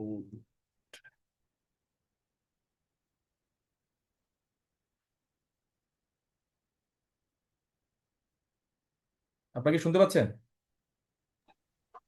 জি স্যার, শুনতে পাচ্ছি। হুম, একটু চলে গেছে, মানে হটস্পট দিয়ে চলেছে। ওকে, এফআইআর হয় 154-এ, তদন্ত হচ্ছে 156-এ। কিন্তু নিশি এখানে যে এজাহারটা করছে, এই এজাহারে সে ভুলে ধরেন 2-3 জনের নাম সে বলতে ভুলে গেছে, বা কিছু ঘটনা বলতে ভুলে গেছে। এখানে ধরেন যে 3 জনকে আসামি করছে, এখন সে এই 3 জন সহ আরো 4 জনকে মিলে মোট 7 জনকে নিয়ে একটা কি করছে, কমপ্লেন করছে। কি করছে? কমপ্লেন। কমপ্লেন্ট। এইটাকে আমরা বলবো জিআর কেস। আর এই যে এখানে যে একটা যে কমপ্লেন করলো, এটাকে বলবো কি? CR case. CR case. কোনটা আগে হইলো? GR case. এটা হচ্ছে কি পরে, এটা পরে। এখন কমন সেন্স খুবই ইজি। ধরেন আমার লাইনে আগে একজন আছে, তো পরে যে আসবে তাকে আমি পেন্ডিং করে রাখবো না, স্টে করে রাখবো না? সিম্পল, জি স্যার। সিম্পল। এটা একদম মানে খুবই, ধরেন আপনি এটিএম বুথে গেছেন, সেখানে একটা কার্ড আপনি পাঞ্চ করছেন, দেন কার্ডটা চলাকালীন আপনি কি আরেকটা কার্ড দিতে পারবেন? আপনাকে পেন্ডিং দেখাবে না, স্টে দেখাবে না যে আপনি দাঁড়ায় থাকেন? ঠিক এটাই। সো এটার বেসিক প্রিন্সিপাল হচ্ছে 205-এর ডিতে একই ঘটনা নিয়ে যখন একটা জিআর মামলা থানায় চলে। জিআর মামলা থানায় চলা মানে কি? সেখানে কি এটা বসে আছে না কি চলতেছে? ইনভেস্টিগেশন চলতেছে। ইনভেস্টিগেশন। ইনভেস্টিগেশন মানে কি? ধরপাকড়, রিমান্ড, বেল, এগুলো চলতেছে। তো এইটা যখন, বা সাক্ষীদের স্টেটমেন্ট নেওয়া চলতেছে। তো এটা যখন চলতেছে ঠিক একই ঘটনা নিয়ে যখন একটা সিআর কেস পরে করা হচ্ছে, কমন সেন্স কি বলে? ল এর আগে কমন সেন্সকে জিজ্ঞাসা করেন। কমন সেন্স বলে যে ভাই, তখন সিআর কেসটা আমি স্টপ করে রাখবো, পেন্ডিং করে রাখবো। দ্য প্রসিডিংস আপনি এটাকে স্টে করে রাখবেন এবং ওই রিপোর্টটা আসার আগ পর্যন্ত। যদি রিপোর্টটা আসে এবং রিপোর্টটা ওই আসামিদের বিরুদ্ধে যদি রিপোর্ট দেওয়া হয়, দেন পরবর্তীতে আপনি কমপ্লেন কেসটা এবং ওই জিআর কেসটা একসাথে কি করতে পারবেন? বিচার করতে পারবেন, অ্যাজ ইফ দুইটা মামলাই পুলিশ রিপোর্টের উপরে দেওয়া হয়েছে। মানে আপনি দুইটাকেই জিআর কেস হিসেবে তখন বিচার করবেন। কি করবেন? জিআর কেস হিসেবে। ক্লিয়ার? তো এবার আমরা ধারাটা পড়ি, দেখি কাব্য, কাব্য বলো তো ধারাটা একটু পড়ো।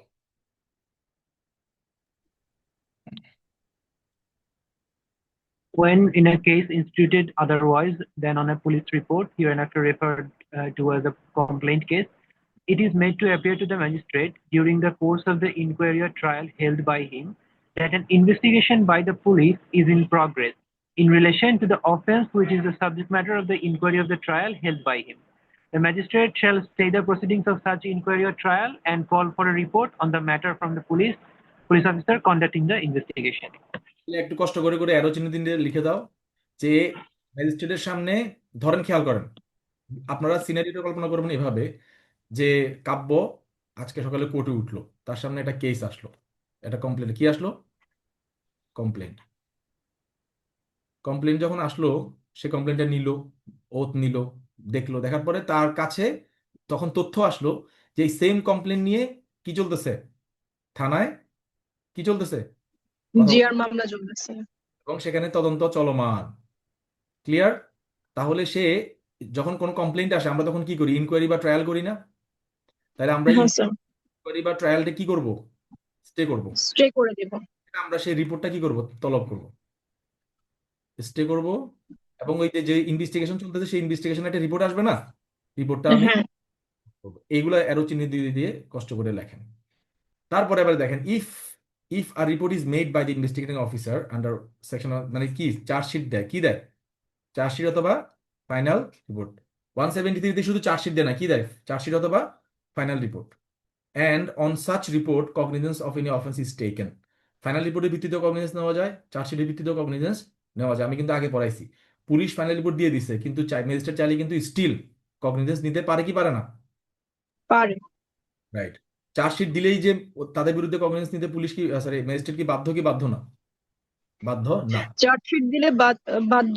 স্যার, চার্জশিট দিলে তো বাধ্য নিতে না? এটা পড়াইছি এতদিন ধরে, মানে চার্জশিট দিলেই কগনিজেন্স নিতে বাধ্য। সরি স্যার, আমার মনে আসছে না এখন। না, পড়াইছি ম্যাজিস্ট্রেট কখনোই কগনিজেন্স নিতে বাধ্য। বাধ্য না, ও সরি, এটা ম্যাজিস্ট্রেটের এক্সক্লুসিভ পাওয়ার, সে নিবে কি নিবে না। এটা তার শুরুতেই পড়াইলাম। তার মানে যদি 173 আন্ডারে কোনো রিপোর্ট পুলিশ দেয় এবং সেখানে যদি কগনিজেন্স নেওয়া হয় by the magistrate against any person who is an accused in complain case, তার মানে নিশি যে মামলাটা করলো থানায়, ধরেন এখানে থানায় একটা আসামির নাম হচ্ছে করিম, কি নাম? এটা হচ্ছে জিআর কেস। এই সিআর কেসেও করিম কিন্তু আসামি। ধরেন এখানে করিম হচ্ছে 1 নম্বর আসামি আর এখানে করিম হচ্ছে 3 নম্বর আসামি। তাহলে জিআর কেসে করিমের নামে চার্জশিট চলে আসছে, কি চলে আসছে? চার্জশিট আসছে এবং সেটা কি আমলে নেওয়া হয়েছে, কি নেওয়া হয়েছে? আমলে। আবার এই একই করিম সিআর কেসও কি আসামি হিসেবে আছে। তাহলে এখন এই সিআর এবং জিআর কেস দুইটা একসাথে কি হবে? উত্তর হচ্ছে কি দুইটা একসাথে ট্রাই টুগেদার, মানে তাদের ট্রায়াল একসাথে হবে। As if and the case arising out of, as if both case were instituted on police report, as if দুইটা মামলায় কি পুলিশ রিপোর্টের ভিত্তিতে দায়ের করা হয়েছে। বুঝা গেছে? কাব্য বুঝতে পারছো? জি ভাইয়া। তাহলে কি বুঝছো একটু আমাকে বলো।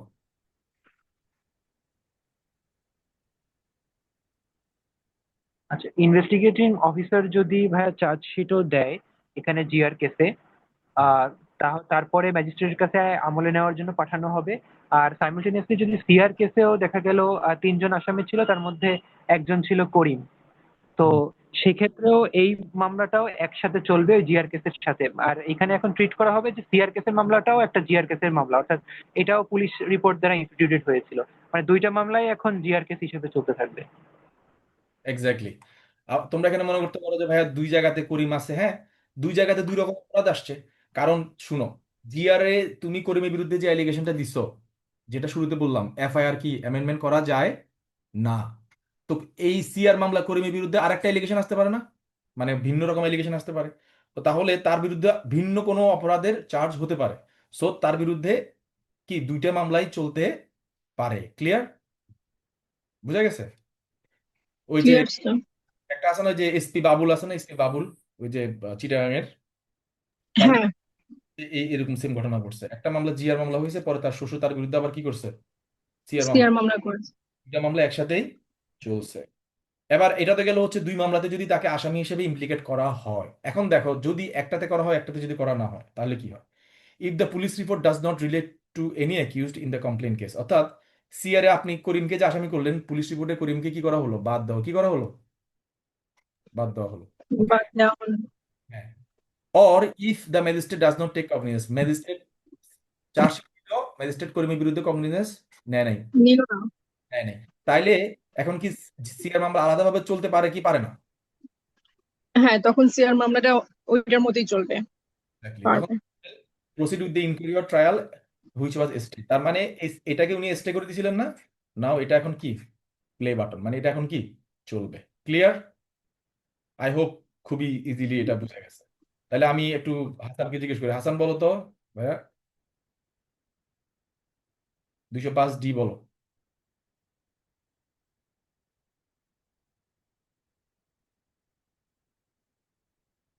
হাসান কি নাই? আচ্ছা, ইফরিত জাহান আপনি বলেন তো, এটা পারবেন?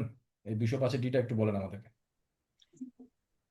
স্যার, এখানে যখন আহ, একটা ঘটনা নিয়ে যখন জিআর মামলা চলতেছে, আহ, সাথে তাদের ইনভেস্টিগেশন হচ্ছে, এবং একই বিষয়ে আবার সিআর সিআর কেস হলে তখন সিআরটা স্টপ থাকবে। হুম। আর স্টপ থাকার পর এরপর বাকি দুইটা কাজ আছে, 2 এবং 3 কি কি আছে? ম্যাজিস্ট্রেট যখন ম্যাজিস্ট্রেট কগনিজেন্স নেবে এটা। আচ্ছা, আমি একবার বলে দিই, এরপরে আপনারা বলেন। প্রথম কথা হচ্ছে, যখন একজন ম্যাজিস্ট্রেটের সামনে একটা কমপ্লেন্ট আসলো এবং কমপ্লেন্টটা তখন তিনি পরীক্ষা করতেছেন, এই সময় তার কাছে তথ্য আসলো যে এই সেম ঘটনা নিয়ে, মানে একটা জিআর মামলা চলমান রয়েছে, যেখানে তদন্ত চলমান রয়েছে, তখন তিনি হচ্ছে সেই কমপ্লেইনটা তার কাছে যেটা আসছে সেটাকে তিনি কোনো প্রসেস ইস্যু বা কোনো কিছুই করবেন না, সেটাকে তিনি স্টে করে রাখবেন, মানে স্টে দ্য প্রসিডিংস করে তিনি ওই যে ইনভেস্টিগেশন যেটা চলছে সেই ইনভেস্টিগেশনের রিপোর্ট তলব করবেন, মানে এটাকে তিনি রিপোর্ট চাইবেন।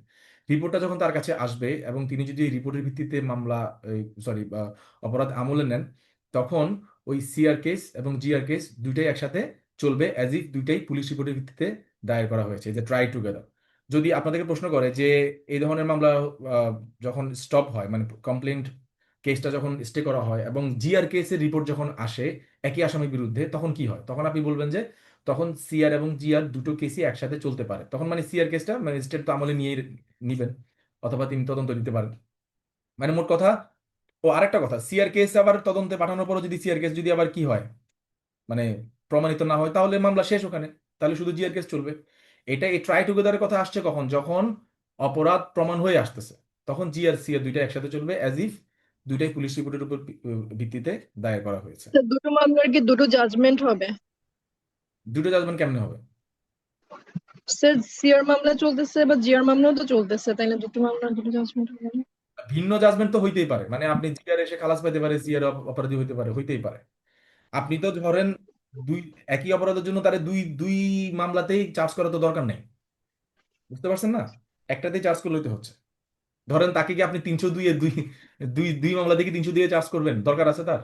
একই তো সাক্ষী সবকিছু। তিন ধরেন এ মামলা বি মামলা, এই মামলাতে তার বিরুদ্ধে 302 থাকবে, খেয়াল করেন, এতে 302, আর বিতে ধরেন তার বিরুদ্ধে থাকলে হচ্ছে ধরেন চুরি বা ভিন্ন কোনো কিছু বা কনস্পাইরেসি, এই টাইপের কিছু। ক্লিয়ার? বুঝতে পারছেন? হ্যাঁ, জি। কিনে বলতেছে যে যদি পুলিশ পুলিশের রিপোর্টে ওই আসামিকে যদি কি দেওয়া হয়, বাদ দেওয়া হয়, বা ম্যাজিস্ট্রেট যদি তার বিরুদ্ধে কগনিজেন্স না নেয়, তাহলে তো সে খালাস। তখন কি সিআর মামলা চলবে কি চলবে না, ইফরিত বলেন।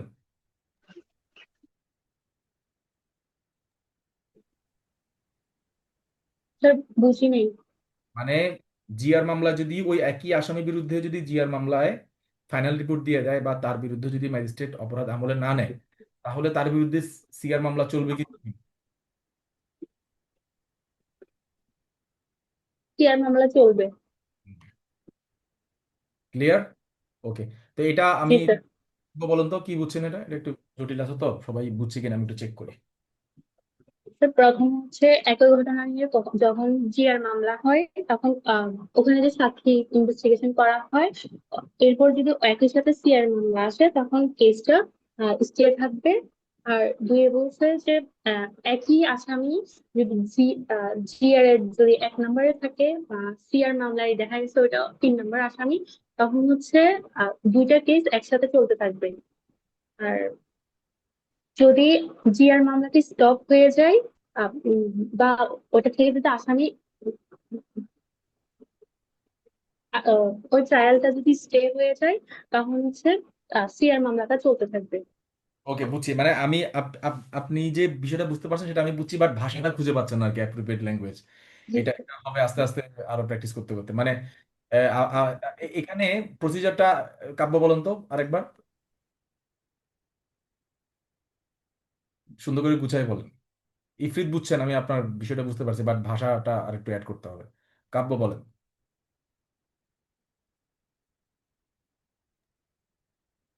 ভাইয়া প্রথমে আমরা দেখব যে পুলিশ রিপোর্ট যদি আসে একটা, মানে আমি 205-এর D-1 থেকে কি বলবো ভাইয়া, নাকি 2 আর 3 বলবো? শুরু থেকেই বলো। শুরু থেকে। আচ্ছা, তো প্রথমে পুলিশ রিপোর্ট আসবে। পুলিশ রিপোর্ট আসার পরে যদি দেখা যায় যে ইনকোয়ারি বা আমারও তো খেয়াল আসছে না কি বলছিলেন প্রথমে। না না, শুনো, তোমরা এটা প্যাচ লাগাই ফেলতেছো এখানে, মানে নিশি ছাড়া আর বাকিদের ধারণা একটু ভুল হয়ে গেছে। আমি বলি, একটা কমপ্লেন তোমার কাছে আসছে, খেয়াল করো কাব্য, শুনতেছো? জি ভাইয়া। একটা জি কমপ্লেন, জি। মানে একটা বাদী মামলা নিয়ে আসছে, হ্যাঁ। তোমাকে কিন্তু আমি জিজ্ঞেস করবো একটু পর পরে, কি নিয়ে আসছে? ভাইয়া পারো বলতে। কি নিয়ে আসছে? কমপ্লেন নিয়ে আসছে। কমপ্লেন্ট নিয়ে আসছে। কমপ্লেনটা তুমি যখন কমপ্লেনারকে যখন তুমি পরীক্ষা করতেছো, এরপরে তুমি জানতে পারলা যে একই ঘটনা নিয়ে থানায় একটি মামলা চলমান এবং সেটা ইনভেস্টিগেশন চলমান, তখন তুমি কি করবা? কমপ্লেইনটা পাওয়ার পর তুমি যে একটা প্রসেস ইস্যু করতে, সেটাকে তুমি কি করবা? স্টে করে দিবা। স্টে করে দিবেন। অর্থাৎ সিআর মামলা প্রসিডিং তুমি কি করে দিবা? স্টে করে দিবা। স্টে করে তুমি ওই যে ইনভেস্টিগেশন চলছে না, সেটার কি চাবা? রিপোর্ট চাবা। রিপোর্ট চাবো, ইনভেস্টিগেশন রিপোর্ট। সেই রিপোর্টে সিআর মামলা যে আসামি, সে আসামিকে যদি এই রিপোর্টেও আসামি করা হয়, তাহলে দুইটা মামলা একসাথে ট্রাই করবা, মানে ট্রায়াল একসাথে হবে। ক্লিয়ার? জি ভাইয়া। অ্যাজ ইফ যে দুইটা মামলাই পুলিশ রিপোর্টের ভিত্তিতে হয়েছে, মানে দুইটা মামলা এখন কি জিআর মামলা হিসেবে ধরে নিবা। এরপরে যদি ওই পুলিশ রিপোর্টে যদি ওই আসামিকে বাদ দিয়ে দেওয়া হয় বা ম্যাজিস্ট্রেট যদি সে আসামির বিরুদ্ধে অপরাধ আমলে না নেয়, তাহলে তো সে জিআর মামলা থেকে খালাস হয়ে গেল। খালাস হয়ে গেল না, যেমন এই যে বাদ দিয়ে দিলাম না তাকে, তার মানে কি সিআর মামলা থেকেও খালাস হয়ে যাবে? সে সিআর মামলা থেকেও কি মুক্তি পেয়ে যাবে? না। না, এটা নিজের মতো চলবে। Exactly exactly. তো তোমরা তো বুঝছো, এবার আমার বুঝাও, বলো যে আমি যে কোনো ম্যাজিস্ট্রেটের কাছে যদি এটা এভাবে জি স্টার্ট। ভাই, প্রথমে আমরা তাহলে শুরু করব যে ম্যাজিস্ট্রেট একটা কমপ্লেন্ট আসছে তার কাছে। তো সেই কমপ্লেন্ট আসার পরে সে সেই কমপ্লেন্ট অনুযায়ী এক্সামিনেশন ওথ করতেছিলেন। তো এরকম সময় যদি একটা ইনফরমেশন আসে যে এই সেম ঘটনা নিয়ে একটা জিআর মামলা চলমান রয়েছে, তাহলে আমি মানে এই ম্যাজিস্ট্রেটটা তার যে কমপ্লেন্টের মামলাটা চলতেছিল, এক্সামিনেশন ওথ নিচ্ছিলেন, সেটাকে সে স্টে করে দেবে। সেই প্রসেসটাকে স্টে করে দিয়ে বলবেন যে জিআর মামলার যে ইনভেস্টিগেশনটা চলতেছে সেইটার রিপোর্ট আমাকে দাও। ইনভেস্টিগেশনের রিপোর্টটা যখন আসবে আমি দেখব আমার এই সিআর মামলায় যে আর কি আসামি ছিল, সে জিআর মামলাতেও পুলিশ রিপোর্টে চার্জশিটে তার নাম আছে কিনা। যদি থাকে তাহলে আমি দুইটাকেই এখন জিআর মামলা হিসেবে চালাবো। আর যদি না থাকে তাহলে জিআর মামলা তো তাহলে বাদ চলেই গেল। আমি আমার মামলা সিআর মামলাটাকে নিজের মতো চালাতে থাকবো। রাইট, ইচ্ছাতে আর সহজভাবে মানে বলা, আমি মনে কি বলতে পারবো না, খুবই ইমপ্রেসিভ। মানে তুমি খুব ভালো বলছো, খুবই ইজিলি বলছো। এটাই মূলত হচ্ছে এই 205-এর ডি এর মেইন এসেন্স আর কি, খুবই ইজি। ওকে। তো এখন অনেক সময় দেখা যায় যে আসামি যদি বেশি হয়, হ্যাঁ, যেমন জিআরএ হচ্ছে 2 জন, সিআরএ 3 জন। তো এটা মানে মোট কথা হচ্ছে খেয়াল করবা যদি দুই জায়গাতে মিলে যায়, খেয়াল করো দুই জায়গাতে মিলে গেলে একসাথে চলবে, এক জায়গাতে বাদ আরেক জায়গাতে যদি না থাকে তাহলে যেখানে তাকে ঢুকানো হয়েছে সেখানে বিচার চলবে। ক্লিয়ার? আমার কথা ধরতে পারছো? আমি ক্লিয়ার স্যার। বুঝাই মানে 1 2 3, হ্যাঁ, আবার এখানে হচ্ছে 3, সরি এখানে হচ্ছে 6 2 9, তাহলে কোনটা কোনটা মিললো? 2 2 মিললো। 2 মিলল। দুজনেরই একসাথে ট্রায়াল করা মানে যাবে, ঠিক আছে। আবার এখানে কিছুই মিললো না, এখানে হচ্ছে ভিন্ন একজন, এখানে হচ্ছে কথা কথা 5, তাহলে 6 5 9 এর সাথে 1 2 3 কোনো কিছু মিল আছে? মিল নাই। তাহলে যে মামলাতে তাকে অপরাধী পাওয়া হবে সেই মামলাতে তার কি হবে? বিচার হবে। আর যে মামলাতে অপরাধী পাওয়া হবে না সেই মামলা শেষ। ক্লিয়ার? যেমন জিআর, এই যে এখানে জিআর এ করিমকে অপরাধী পাওয়া হয় নাই, জিআর করিম এই মামলা থেকে রেহাই পাইছে, বাট এই সিআর এ কি করিম রেহাই পাবে নাকি সিআর এ করিমের ট্রায়াল হবে? ট্রায়াল। সিআর ট্রায়াল হবে। আর বেশি পেঁচালে পেঁচাই পেঁচাই যাবে, আর পেঁচাবো না। এবার আমরা হচ্ছে টেস্টে চলে যাই, দেখি কে কে কি পারে। ফৌজদারি কার্যবিধি 200 ধারার অধীনে নালিশকারীর জবানবন্দি গ্রহণ করা ম্যাজিস্ট্রেটের জন্য কেমন সিদ্ধান্ত? ঐচ্ছিক? বাধ্যতামূলক। বাধ্যতামূলক, হ্যাঁ। Very good. তারপর 202 ধারার অধীনে ম্যাজিস্ট্রেট কর্তৃক তদন্তের নির্দেশ দেওয়ার মূল উদ্দেশ্য কি? সত্য মিথ্যা যাচাই করা। 202 ধারার অধীনে তদন্তের আদেশপ্রাপ্ত হয়ে পুলিশ কর্মকর্তা নিচের কোন কাজটি করতে পারেন না? দেরি দেরি কেন হচ্ছে? 10 সেকেন্ড। আসামিকে পরোয়ানা ছাড়া গ্রেপ্তার। Very good. একজন ম্যাজিস্ট্রেট নালিশ পাওয়ার পর অপরাধটি আমলে নিয়েছেন বলে গণ্য হয় কখন? 204 ধারা তারা প্রসিডিউস করার পর। কি? দাঁড়ান স্যার আরেকবার দেখি একজন ম্যাজিস্ট্রেট নালিশ।